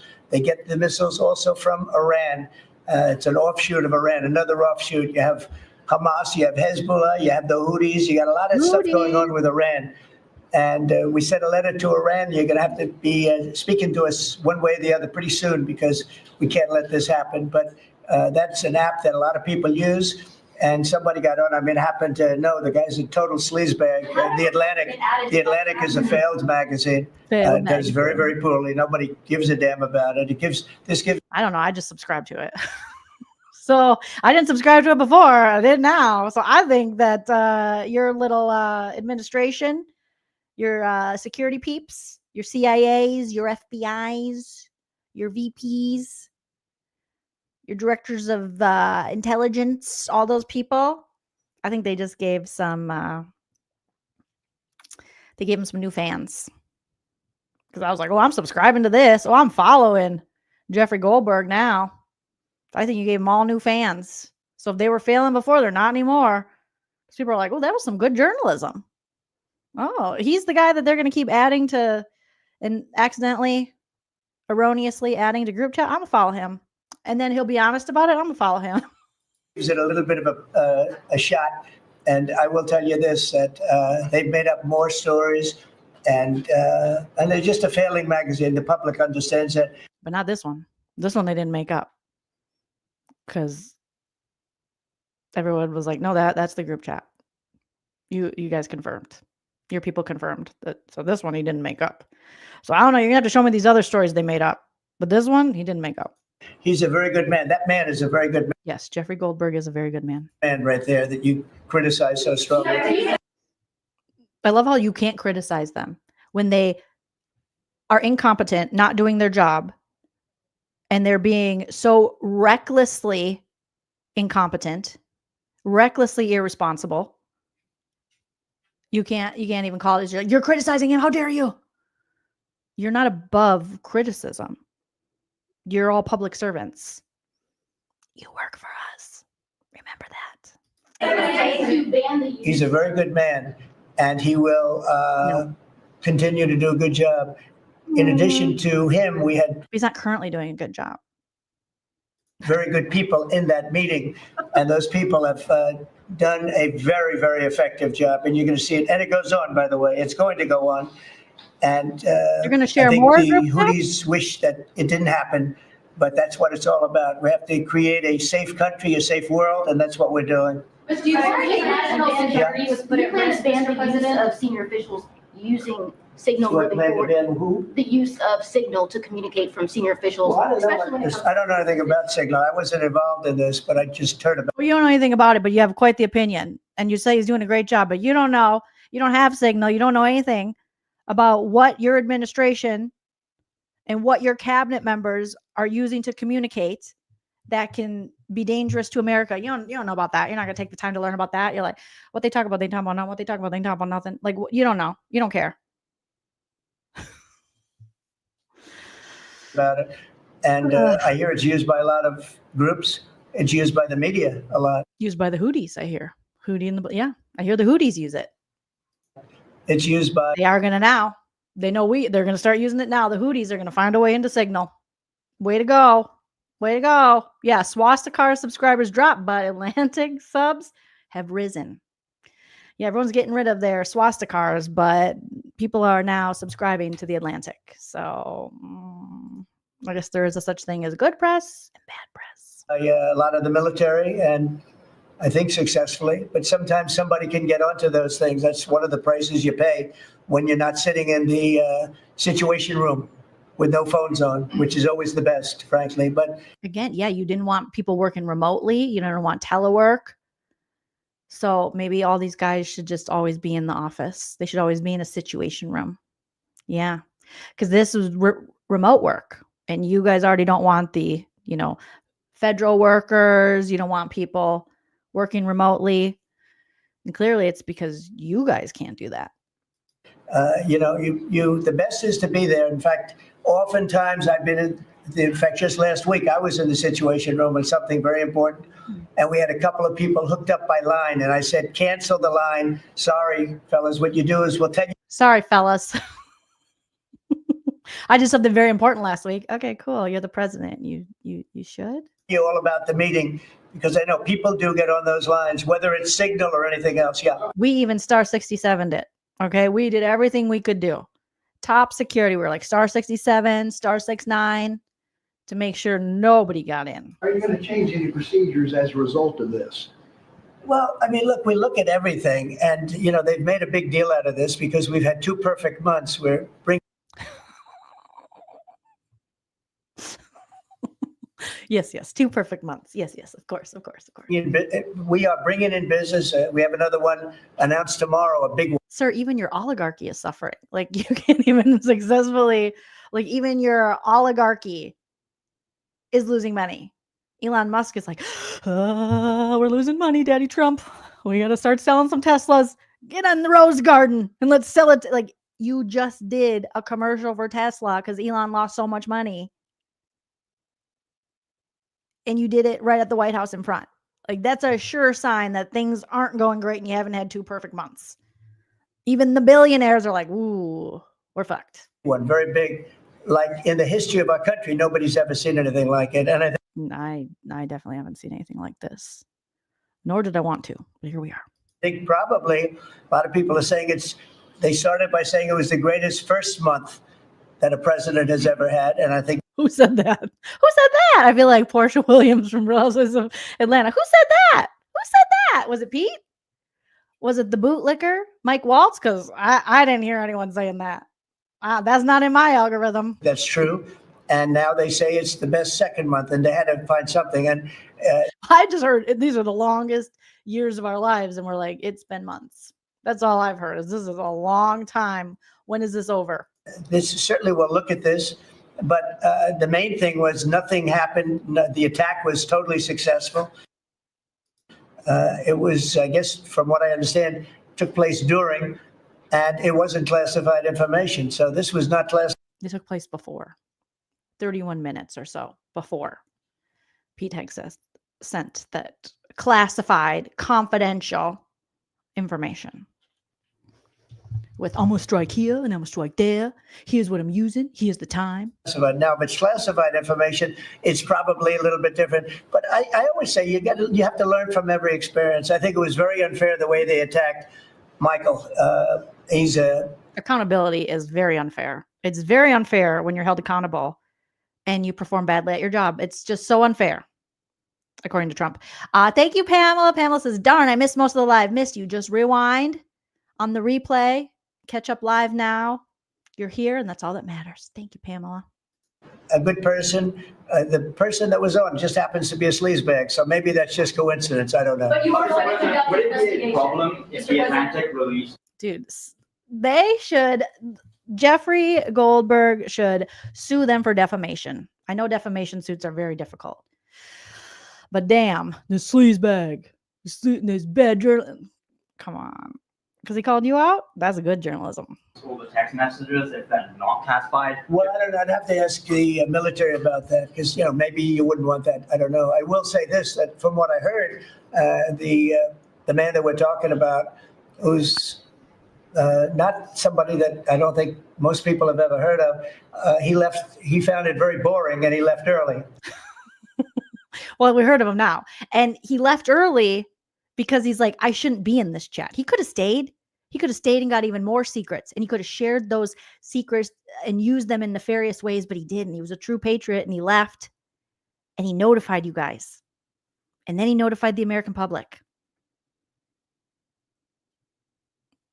But okay. He got off the line very early. So I can't speak to it other than that. So he's made up a lot of stories. And I think he's like a writer or something. Basically bad for the country, but he's bad for the country. Yeah, sure. Not drunk Pete, who's just sharing secrets and war plans and all the weapons we're going to use and military attacks and putting the military in danger.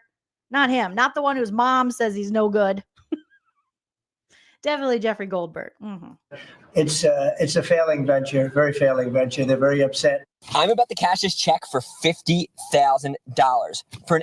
Why do I have an ad on my own video? Exciting, but I think it's something you should look into. Yes, sir. We are. We have our technical experts looking at it. Okay, good. We trust Mike Waltz. We got a technical guy. Hopefully, it's not Elon's teenage boys, because they couldn't even get when Trump they got into his television monitors within the White House, remember? And I think they shared, they hacked into the White House, and somebody, I don't know who, it wasn't me, allegedly, and they had like Trump licking Elon's boots or something, like there was some kind of like picture, and they couldn't get it off the screen. So they had to go around allegedly turning off the televisions and the monitors throughout the White House because they couldn't even handle like these troll hackers. So I'm sure you guys are going to get to the bottom of it with your technical guys. We have our legal teams looking at it. And of course, we're going to keep. Well, you don't have to look very far because again, Mike Waltz, it was you. You added them to the group chat. On Signal, right here. Michael Waltz added you to the group. Case closed. Solved. Like, this isn't, if the glove doesn't fit, you must have quit. They're treating it like that. We figured it out. I know, it's crazy. This isn't the Karen Reed trial. Okay, this is like, we're done. Everything as secure as possible. No one in your national security team would ever put anyone in danger. And as you've said, and we've repeatedly said, the attack was phenomenal and it's ongoing. But either way, even if it wasn't in the White House, they still couldn't fucking get it down. So if they can't handle that, they certainly aren't going to be able to figure this out, even though we already figured it out. It's Mike Waltz. the media wants to talk about everything else except for the hostages you're getting out of the Middle East, Iran on its back foot, sea lanes getting reopened, peace in Europe, as we just saw today with a Black Sea. Mike. What? You are just like S and the D over here. It's a little too much. It's like it's went soft. The party's over. But he keeps going. Mike's on the ecstasy. He's on the ecstasy and his partner Trump is allegedly not. It's like we got it. We got it. You kissed his ass enough, Mike. Just resign. It's easier. And you can leave with a little bit of pride. But here you're just this is embarrassing. Ceasefire. We were just on with Steve Witkoff, myself, our team in Saudi Arabia. They want to talk about all this other stuff except for your amazing successes and the successes of your team. One of the other things, and sometimes you have to move very quickly, and there are other devices that are very good, but they are very, very cumbersome, and you're not able to use them and from a practical standpoint. So we always... What are these devices? You can just carry around like a personal PC? What are you talking about? What they talk about? What are you talking about? What we can do is find out the best we have with modern technology. They'll probably get better over the years. Yeah, maybe. Go ahead. Tell us, where does the story begin? Okay. And so this is then Jeffrey Goldberg, the hoax writer, the no good for America, according to Trump journalist, who's more patriotic than everyone in his cabinet, allegedly. He was on the Daily podcast yesterday, not today. They was on today, but it was yesterday, I think, or the day before. And we'll listen to a little bit of this, then we'll wrap it up, of him telling the story of how this started, him being added to the Signal chat. Let's hear this enemy of the state himself, Jeffrey Goldberg, and what he has to say with his little stories. Well, the story begins in earnest about March 11th. I received a message request on Signal from someone identified as Michael Waltz. He's the National Security Advisor of the United States. Signal, the secure messaging app. Yeah, the commercial, non-government, end-to-end encrypted app that a lot of people in journalism and outside of journalism use because it's allegedly safer. Right. And I don't know Waltz. I met him a couple of times, but it struck me as unusual because I have a somewhat contentious relationship with the Trump administration, or more to the point, with Trump. But certainly in the normal bandwidth of Washington experience for a magazine editor who covers politics and foreign policy and national security, to get a message request from the National Security Advisor, if it was indeed him, I accepted the request, forgot about it. A couple of days later, I'm included in a group called the Houthi PC Small Group. Can you translate that for us? You have deep experience in foreign policy as a journalist, as you've said. What does Houthis PC Small Group mean to you in this moment?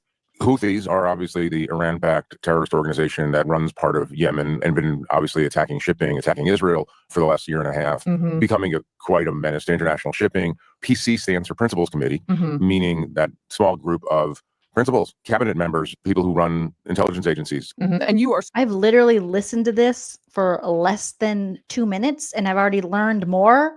And there's been more transparency from this guy than all of the people, the Tulsies, the Pete Hegseths, the Mike Waltz, the John Ratcliffe, the Donald Trumps. This is like hearing a sane person talk for the first time. It's crazy. Certainly, I think we need to point out, not a principal in this context. No, I have never been to a principals meeting. Right, just to be clear. Yeah. So that's what PC stands for. Small group is not actually that small. It was 18 people, 19 people. I wouldn't consider that a small group. I would consider it a medium group. And who is in the group at this point? J.D. Vance, Michael Waltz, and the Secretaries of State, Defense, Treasury, CIA Director of National Intelligence, etc. I mean, again, people who are identified as such on my phone, but I'm an appropriately suspicious journalist. And obviously for reasons I can go into, I think this is a setup of some sort. I think this is a hoax, a deception, a non-state actor trying to entrap a journalist. I don't know what it is, but that on the face premise of this is ridiculous. So it had to be something other than what it was purporting to be. Right. Basically, like you being on a group chat with really top tier officials in the administration, you're not believing this is the real thing. Maybe I can be included on something having to do with like the Easter egg roll or something at the White House, but I'm not going to be on this. And even though you think it's fake at this point, I'm sure you're still kind of curious. You're watching this thing. Well, yeah. I mean, what if? What if? I mean, let's be honest. You become a journalist because the most interesting place on the planet is the other side of a closed door, right? So I got to watch it one way or the other. So what do they start discussing? Well, the first text in this chain is from Michael Waltz saying that he's setting up this discussion group. This is on a Thursday, I guess, for basically, we're heading into this weekend. There's this sort of elliptical promise of something happening over the. Whoa. I'm not used to this. Trump has been president for 2 months. I mean, it's the second time he's been president, but he's been 2 months and some days. It feels like 20 years. I'm not used to this kind of transparency and honesty. You mean you're going to tell me something, Jeffrey Goldberg, and then you're going to show me proof of that thing? So you're going to say, I was added to the group, and here I can see on a screenshot that, yes, you were added to the group by Michael Waltz, which you said. And then you're going to tell me that the first message you received was from Michael Waltz establishing the principals group, and you said this is insane. You mean there is someone with receipts, proof, timeline, screenshots, effing everything, and someone who's telling the truth and backing it up with his receipts? My mind is blown. Receipts, proof, timeline, screenshots, everything. Thank you. You're welcome. Whew, that's great. Okay, keep going, Jeff. My mind is blown. The next 72 hours, and the Michael Waltz user name asks these other principals to give their weekend POC, point of contact, in case there's a reason to have a further discussion. And so one after another, 6 or 7 people respond. Marco Rubio, or the person playing Marco Rubio, responds with a name from somebody from the State Department. Wait, that's exactly what happened. Please provide, this is Michael Waltz, please provide the best staff POC from your team. Person of color? No. Point of contact, but it should be POC. That'd be great for the anti-DEI people. From your team for us to coordinate with over the next couple of days and over the weekend. Thanks. It's almost like he's, I don't know if I want to say it, but it's almost like he's telling the truth.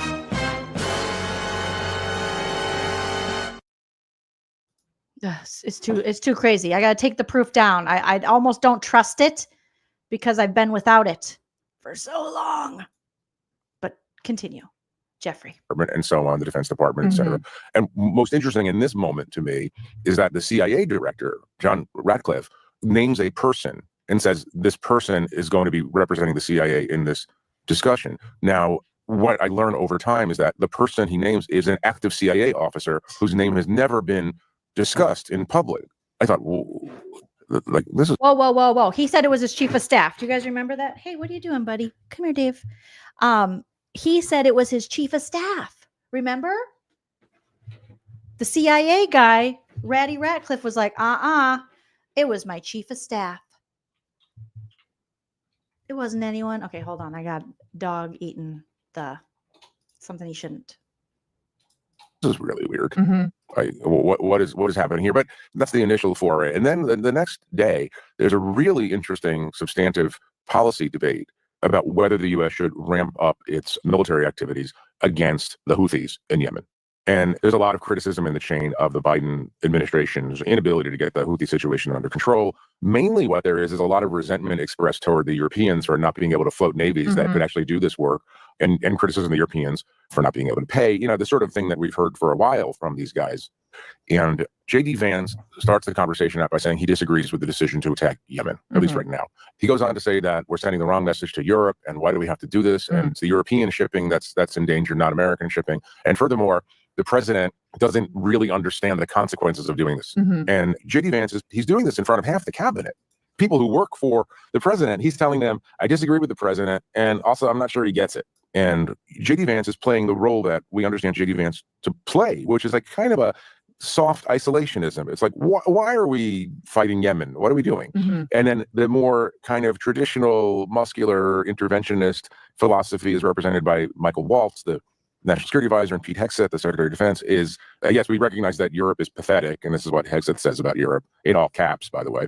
They recognize this European dynamic, but they're more interested in just like, let's get this thing going against the Houthis. So this conversation, just to recap, is them discussing whether ramping up attacks on the Houthis militarily will be a good political strategy. Yes. And you're telling, it sounds like they're having a kind of a polite disagreement. Yeah. J.D. Vance is seemingly disagreeing with the position that Trump has, and that disagreement seems like it hinges on whether or not we're making the Europeans pay enough, which is something we've talked about on the show quite a bit. Right, exactly. So I want to check in with you here, because in this moment, Do you still think that this is a hoax? Are you starting to sense that it could be real? I am suspecting that it could be real because it's pretty accurate depiction of what these guys sound like. Yeah. But and let me put this in like, it can't be true.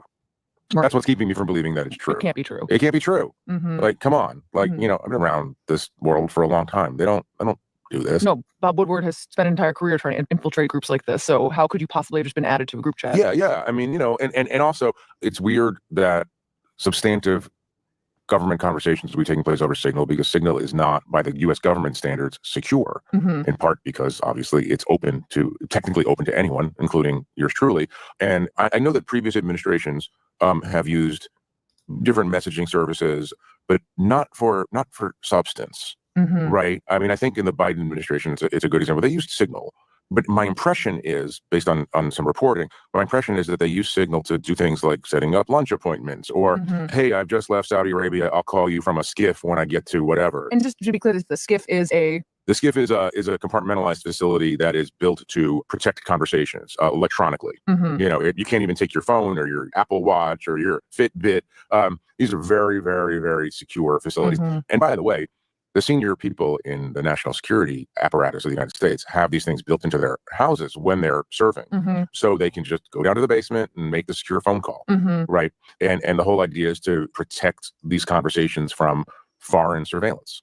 So what happens after this? How does this discussion progress from here? Well, it progressed very quickly. So then on Saturday, the 15th, I am running some errands and the Signal chat lights up. Mhm. And probably the most important text in this entire series of texts comes from the account user Pete Hegseth, who provides what I would call basically the attack sequence, a summary of the war plan. Mm. And, you know, it's detailed. It tells the exact time that attack will be launched. It tells the exact time the effects of the attack will be felt in Yemen. Mhm. It talks about the weapons packages being used. It talks about some specific targets, Like actual military planning that is a settled business and about to happen. a forthcoming attack Mhm. on Yemen. Mhm. I'm also sitting there in my car. It's 11:44 a.m. Eastern time. I get Mhm. this text. The text promises that the effects of the first wave of attacks will be felt in Yemen at 1:45 p.m. Eastern time. So it's 2 hours, Mhm. right? And I'm thinking to myself, well, I guess in 2 hours, I'm going to find out if this is a real chain or not, right? Definitively. Mhm. So, you know, I basically just kind of sit there and at 1:55 or so, I go into Twitter and I, you know, put Yemen in the search bar. Mhm. And then sure enough, there are bombs falling all over Yemen, just as the user identified as Pete Hegseth promised 2 hours earlier. Breaking news overseas right now, where officials are confirming that U.S. air and naval assets hit dozens of Houthi targets in Yemen, including missiles, radar, drones, and air defense systems. These are the most significant airstrikes since President Trump returned to the White House, and the first time U.S. jets have struck these Iranian-backed Houthi rebels in Yemen since President Trump returned to the White House. Trump announced the strikes on social media, threatening the Houthi rebels with, quote, overwhelming lethal force. The U.S. says it will keep attacking targets in Yemen until the Houthis stop their assault on global shipping in the Red Sea. I want you to describe to us what you're seeing in this group chat after the attacks start. It's a couple of updates on the consequences of the attack. That's all I'll say. The damage that they think that they have done, combined with some, you know, congratulatory texts. And this is, of course, where they start using emojis. Emojis? Which emojis are they using? Before the attack started, there was the prayer emoji used by a couple people. And then during the attacks, when the reports are coming in that's going well from the American perspective, there's the flexed bicep, I guess, emoji. There's the fire emoji. There's an American flag emoji. Sometimes they repeat it a couple of times, you know, and there I'm sitting there watching that and going, wow, you know, every workplace is the same, huh? So what do you do next? So, you know, I'm sitting in the car, I'm watching the Signal chat react to the Yemen attack. I'm realizing that this is almost certainly a real Signal group and not some sort of deceptive disinformation campaign. And so then I had to begin to make a series of decisions, consulting with colleagues, that ultimately led me to remove myself from the Signal group later that day, knowing that the group administrator in Signal and the members, I believe, of a group as well, are notified that you have left the group. I assumed at that point that Mike Waltz was going to call and say, hey, who is this? Or call and say, why'd you leave the group? And then I would say, you know, Director Waltz or whatever, do you know to even know who this is. But nobody, look, I mean, here's the truth of it is nobody noticed when I was added and nobody noticed when I was left. And can you tell us why you decided? That's scary. Nobody noticed when he was added and nobody noticed when he left. But they're all very competent in doing their jobs. Let's leave the group chat. You know, I think people can make their own deductions here, but I can't get into, for various reasons, the conversations I subsequently had with colleagues and others about my decision making. All I will say is that I remove myself from the group, understanding the consequence of that. And what I do is I decide, I have to write a story about the world's weirdest signal group. On Monday, I texted and emailed the relevant people in the chat. I used the Signal contact. I sent long emails to a large number of players in this drama saying, asking various questions. And what was the response? Well, I mean, I got one official response back from the National Security Council, which, came pretty quickly, saying, apparently this is a real chain and we're investigating why a journalist was inadvertently invited to the chain. But, I think they had to acknowledge it, and they did. Once they acknowledged that it's real, I published our first piece on the subject. Your reaction to the story in the Atlantic that said that some of your top cabinet officials and aides have been discussing very sensitive material through Signal and included an Atlantic report. What is your response to that? I don't know anything about it. I'm not a big fan of the Atlantic. To me, it's a magazine that's going out of business. You're talking about a deceitful and highly discredited so-called journalist who's made a profession of peddling hoaxes time and time again. I just can't, to this moment, get over the idea that during the days that group was going on, not one of the participants said, we shouldn't be doing this on Signal. Do you believe that this warrants a congressional investigation? Well, it will. Common sense says this was a major screw-up, and somebody should be held accountable. Clearly, I think the administration has acknowledged it was a mistake, and they'll tighten up and make sure it doesn't happen again. Should What Mike, else we can say about should that? Mike Walton head step be disciplined? No.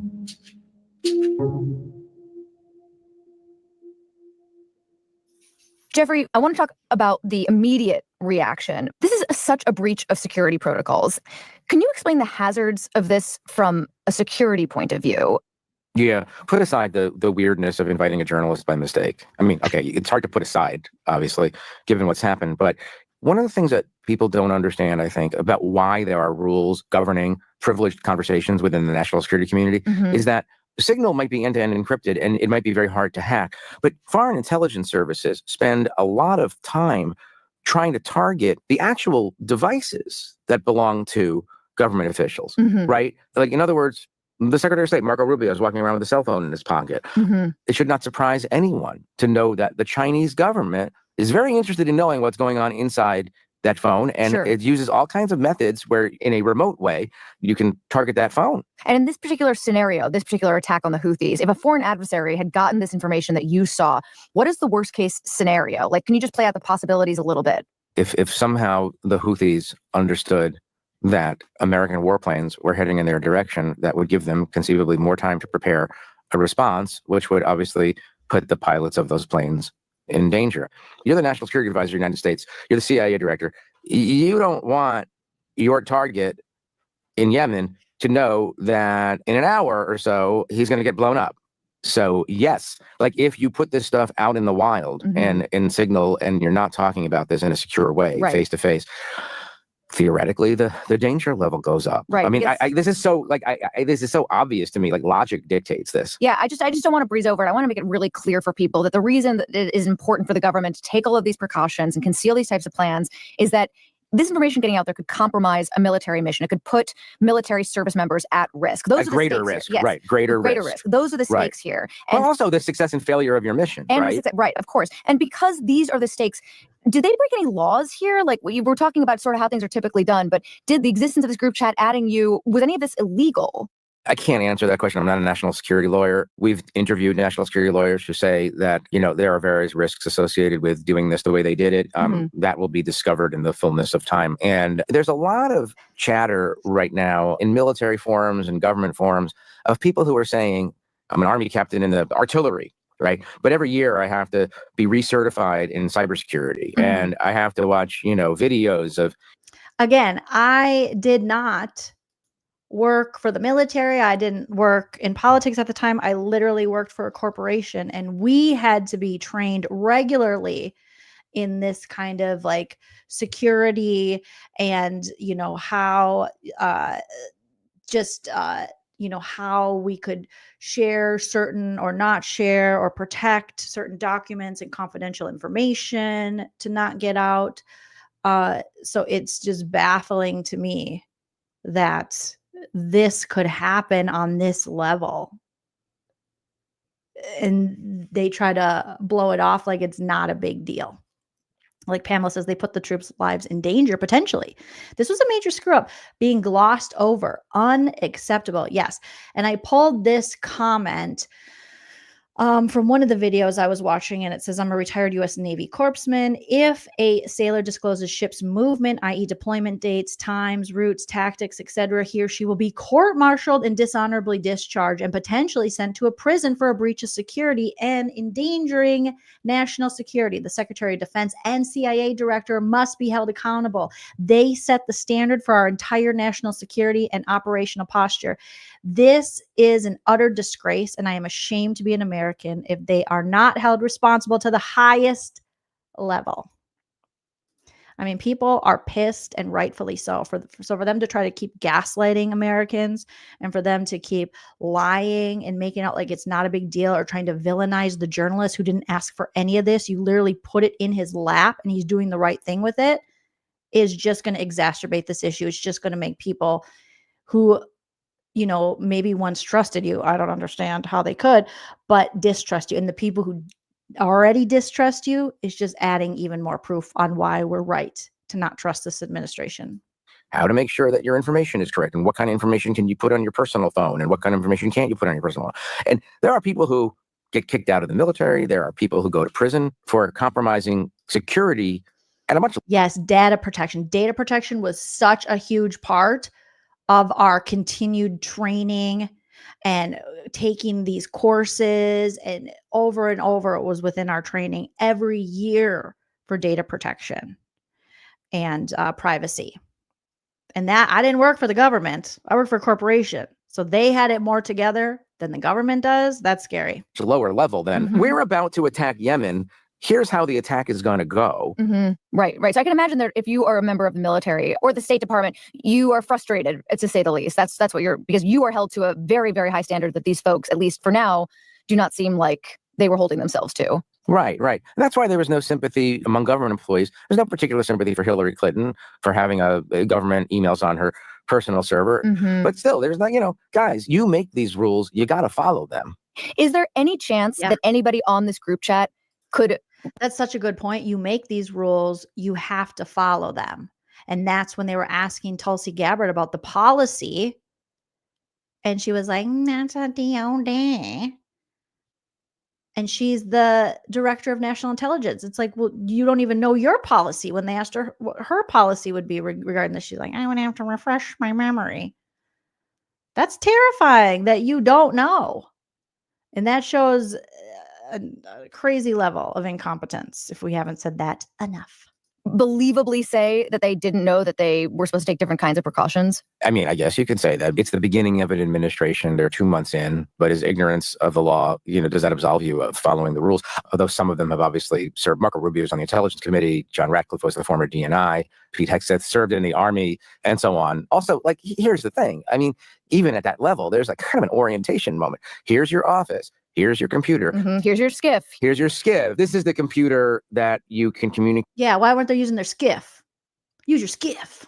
With other intelligence agencies with, but you cannot have your personal email on it. It's a closed system. And this is the computer that you get to use to do internet research. And this is the, you're presumably told all this stuff. It really makes you wonder what else is being communicated this way. How many other small groups are there? And also, why would these folks be communicating this way? I mean, why? Why? You know why? Tell me. Because going into a skiff is a pain in the neck. Even if it's in your basement? I mean, I had to go to the supermarket. Maybe they got to go to the supermarket. I mean, you got to go to the supermarket. You got to go take your kid to Little League. I mean, all these people do have security details. Mind you, they're driven in armored Suburbans, and they have very extensive communications devices associated with those vehicles. I mean, the idea is to make it maximally convenient. And by the way, this is... So that's it. It's convenience. I don't know. Or if you talk about it on Signal, you're obligated to make a copy of that discussion and send it to an official government account so that it can be archived by the National Archives. But Signal is a disappearing app. Obviously, Now that part where Signal is a disappearing app. Why are they having these kinds of discussions on a disappearing app? Why aren't they archiving these conversations? Messages disappear. Well, they can. You can set it to disappear. Is that what happened here? Yeah, and these were set to disappear. So these messages, according to Jeffrey Goldberg, were set to disappear. Why? Why did they want them to disappear? I see. And so there is the plausible explanation that they're like, we just want to have real talk and we don't want this to be archived forever in the National Archives. Right. Okay. So that sounds like it potentially could be a legal problem. Well, I mean, so it's convenience and also a way of protecting your conversation from future congressional oversight. Ding, ding, ding, ding. It's a lot of other things. I think the natural question is to say, under normal circumstances, there would probably be an investigation led by Congress. Democrats are obviously calling for that, but it just feels like there must be so little interest in an investigation from anybody with the power to do it. And I just want to give you some examples of the reaction to your story that make me say that. Because over the past 24 hours, the Republicans have really played this down. House Speaker Mike Johnson has said, this is not our issue. Senator John Kennedy said a mistake was made. It happens. A House Republican called it a learning moment. Trump himself said, Mike Waltz is a good man. He's learned a lesson. Do you think there will be any consequences for the people who initiated or participated in this breach of national security? Nothing that's been said by the administration so far. This is why we need to be thanking people like Jeffrey Goldberg, because Araceli saying this is why freedom of press is so important, where our government and certain, officials will fail us or they will try to get away with things. This is what good journalism does. This is what the press has the power to do. The power of a free press is hold them accountable and be the record when they're trying to let it disappear. Suggests to me that they're treating this seriously or treating it the way they would treat it if this were Democrats who had done this.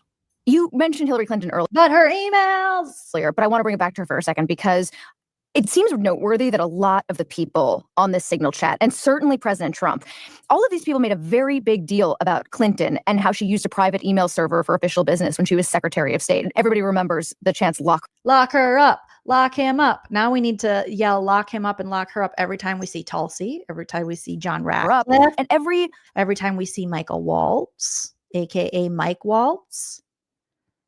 Every time we see Pete Hegseth, every time we see JD Vance. Every time we see, what's that little guy's name? Marco Rubio. I think he was on it too. Lock them up. Lock them up. We need merch.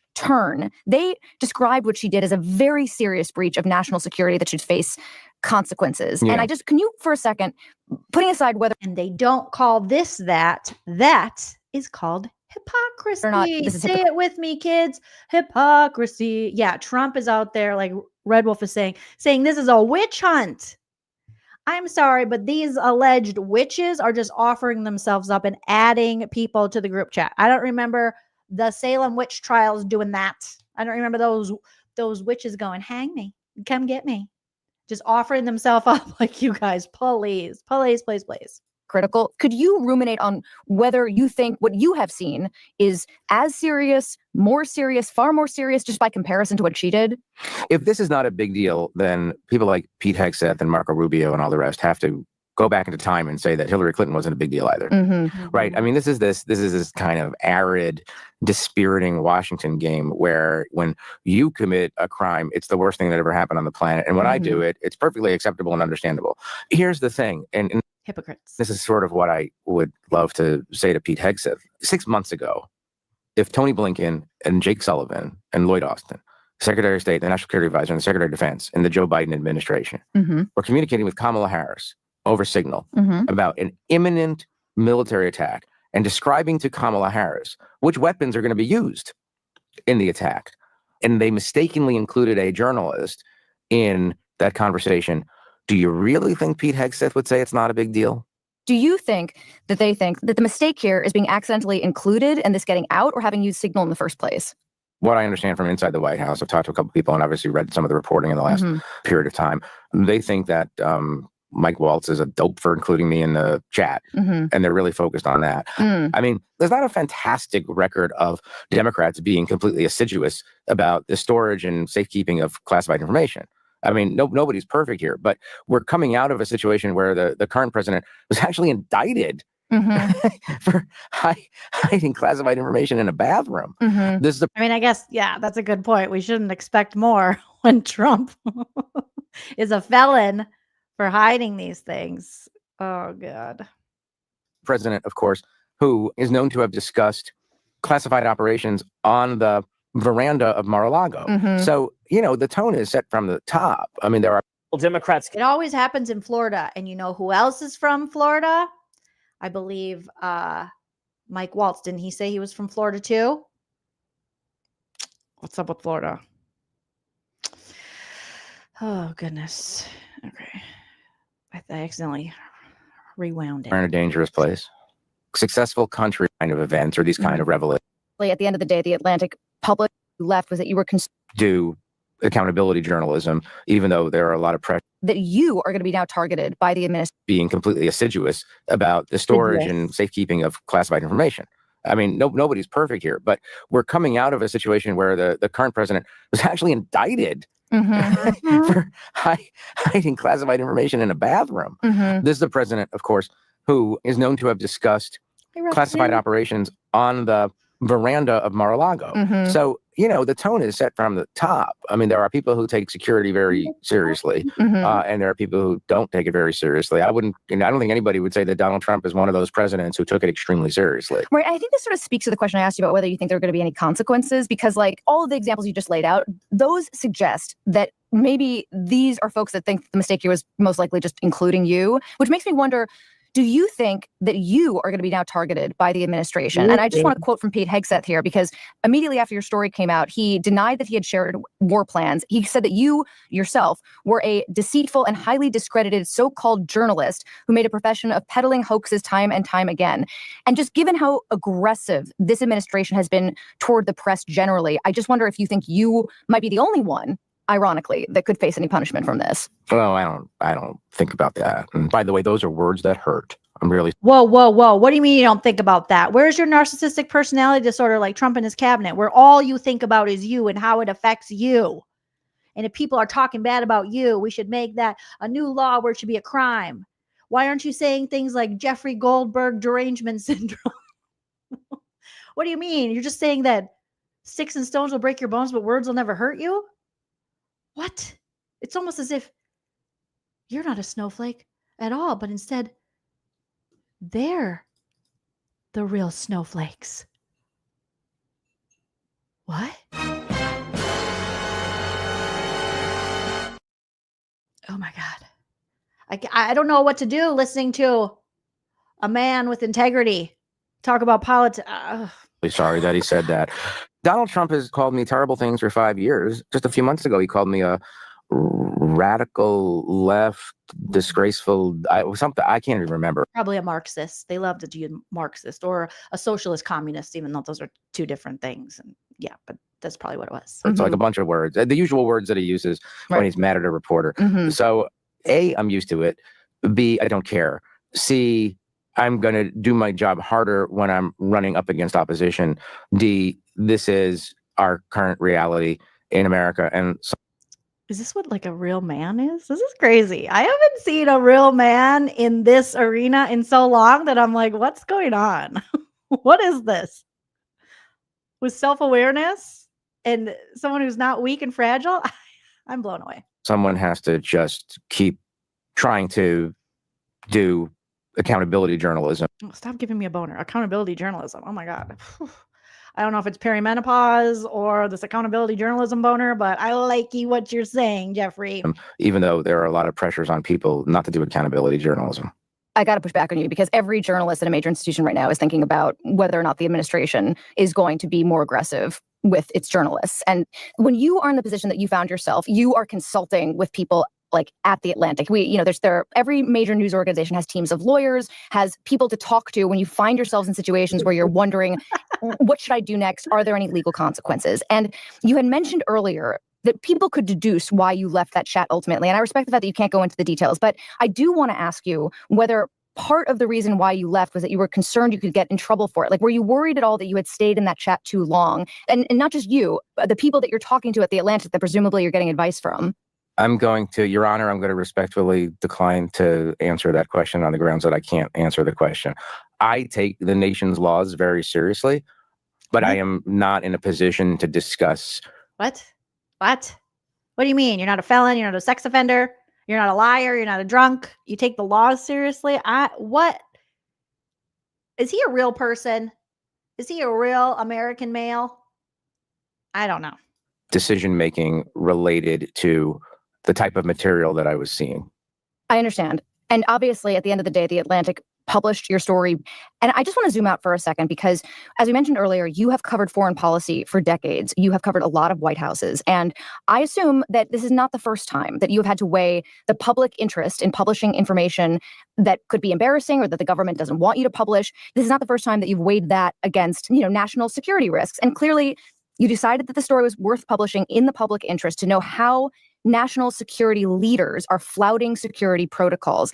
And I'm wondering, as you're sitting here now at 11:41 a.m. on Tuesday, how are you thinking about this calculation? Do you think that we're safer now knowing what you reported? First and foremost, what I discovered was what I consider to be a massive security breach. Yep. Right? A breach you can drive a Mack truck through. Mm-hmm. The idea of reporting and the idea of having a free press and the idea of holding government officials accountable is that you make the world a better place by telling the citizens what's going on and what the government is doing. And so let's assume that this is a functional government and responds in ordinary ways to the discovery of flaws. With any luck, they'll tighten up their procedures and policies. Right. I guess the answer to my question depends on if they actually do anything. Yeah, I mean, I don't know. It's too early to say. I mean, we all can speculate about the unusual qualities of this administration and whether they respond in the way that other administrations would respond to these kind of events or these kind of revelations. Do you think that this event was so egregious that it'll break through just to regular people? Or is this going to be kind of the same thing that we're so used to, which is one side gets very upset, the other side tries to dismiss it, downplay it until it eventually goes away? Like, is this so bad that it'll break through to the immunity people feel to claims of hypocrisy? Look, 10 years ago, Donald Trump insulted the war record of John McCain. I listened to that. I thought, oh, well, that's it for the Donald Trump campaign. Yes, everyone thought that. They thought, oh my God, insulting a POW, saying he got caught. Like, oh, no way. When you are a draft dodger yourself, when you have never served and people accuse you of being a draft dodger and you're going to disrespect the service of a POW, no less. You thought he'd be done, but no, that MAGA is strong. Campaign because and by strong, I mean very racist and sexist and very belligerent. One thing you don't do is attack war heroes, but the rest is history. We know what happened 5 years ago. I reported that Donald Trump referred to the World War I and World War II war dead as suckers and losers. And there are people who said, so what? There's always a contingent of people these days who say, so what? For partisan reasons. And so I've gotten out of the prediction business. The ordinary rules of political physics don't really apply anymore. But if it does get brushed off, like, what does that say to you? It says that we're in a dangerous place.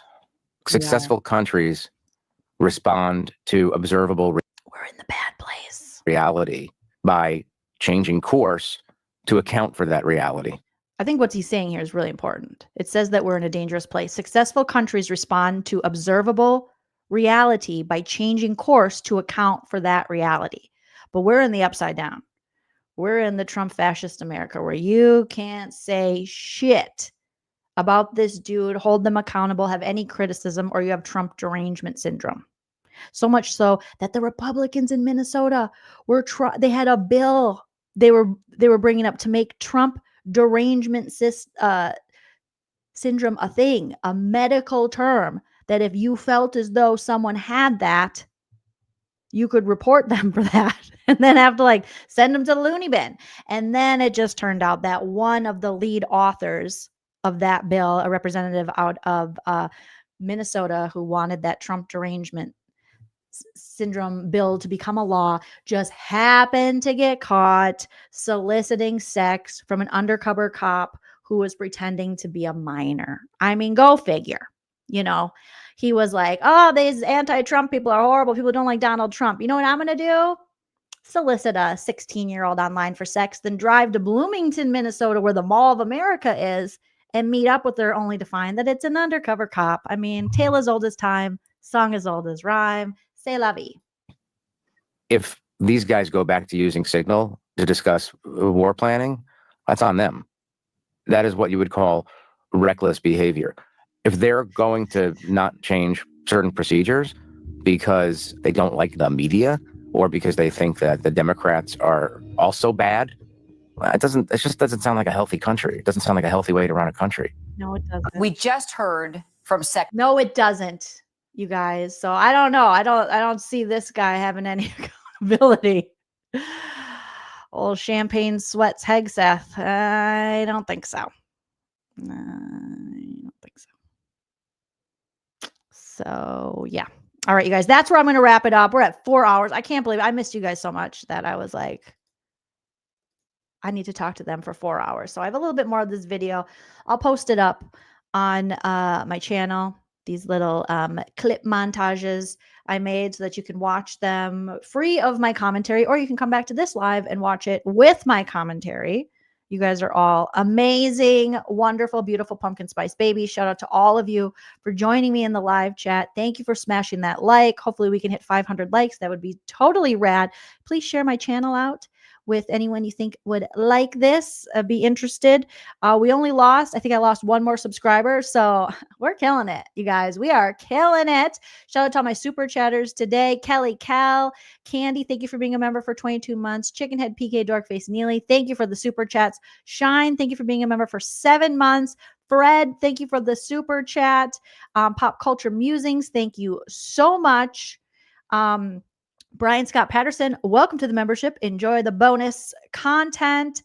Steven, so good to see you. Thank you for being a member for 17 months. And yeah, Garcelle, can you take Trump with you? But I don't think Garcelle wants to be around Trump. And Pamela B, thank you so much for the super chat. You guys, you're fantastic. You're wonderful. You're lovely. Also, shout out to Ms. Diamond. I made her a mod tonight. Hopefully you're okay with that.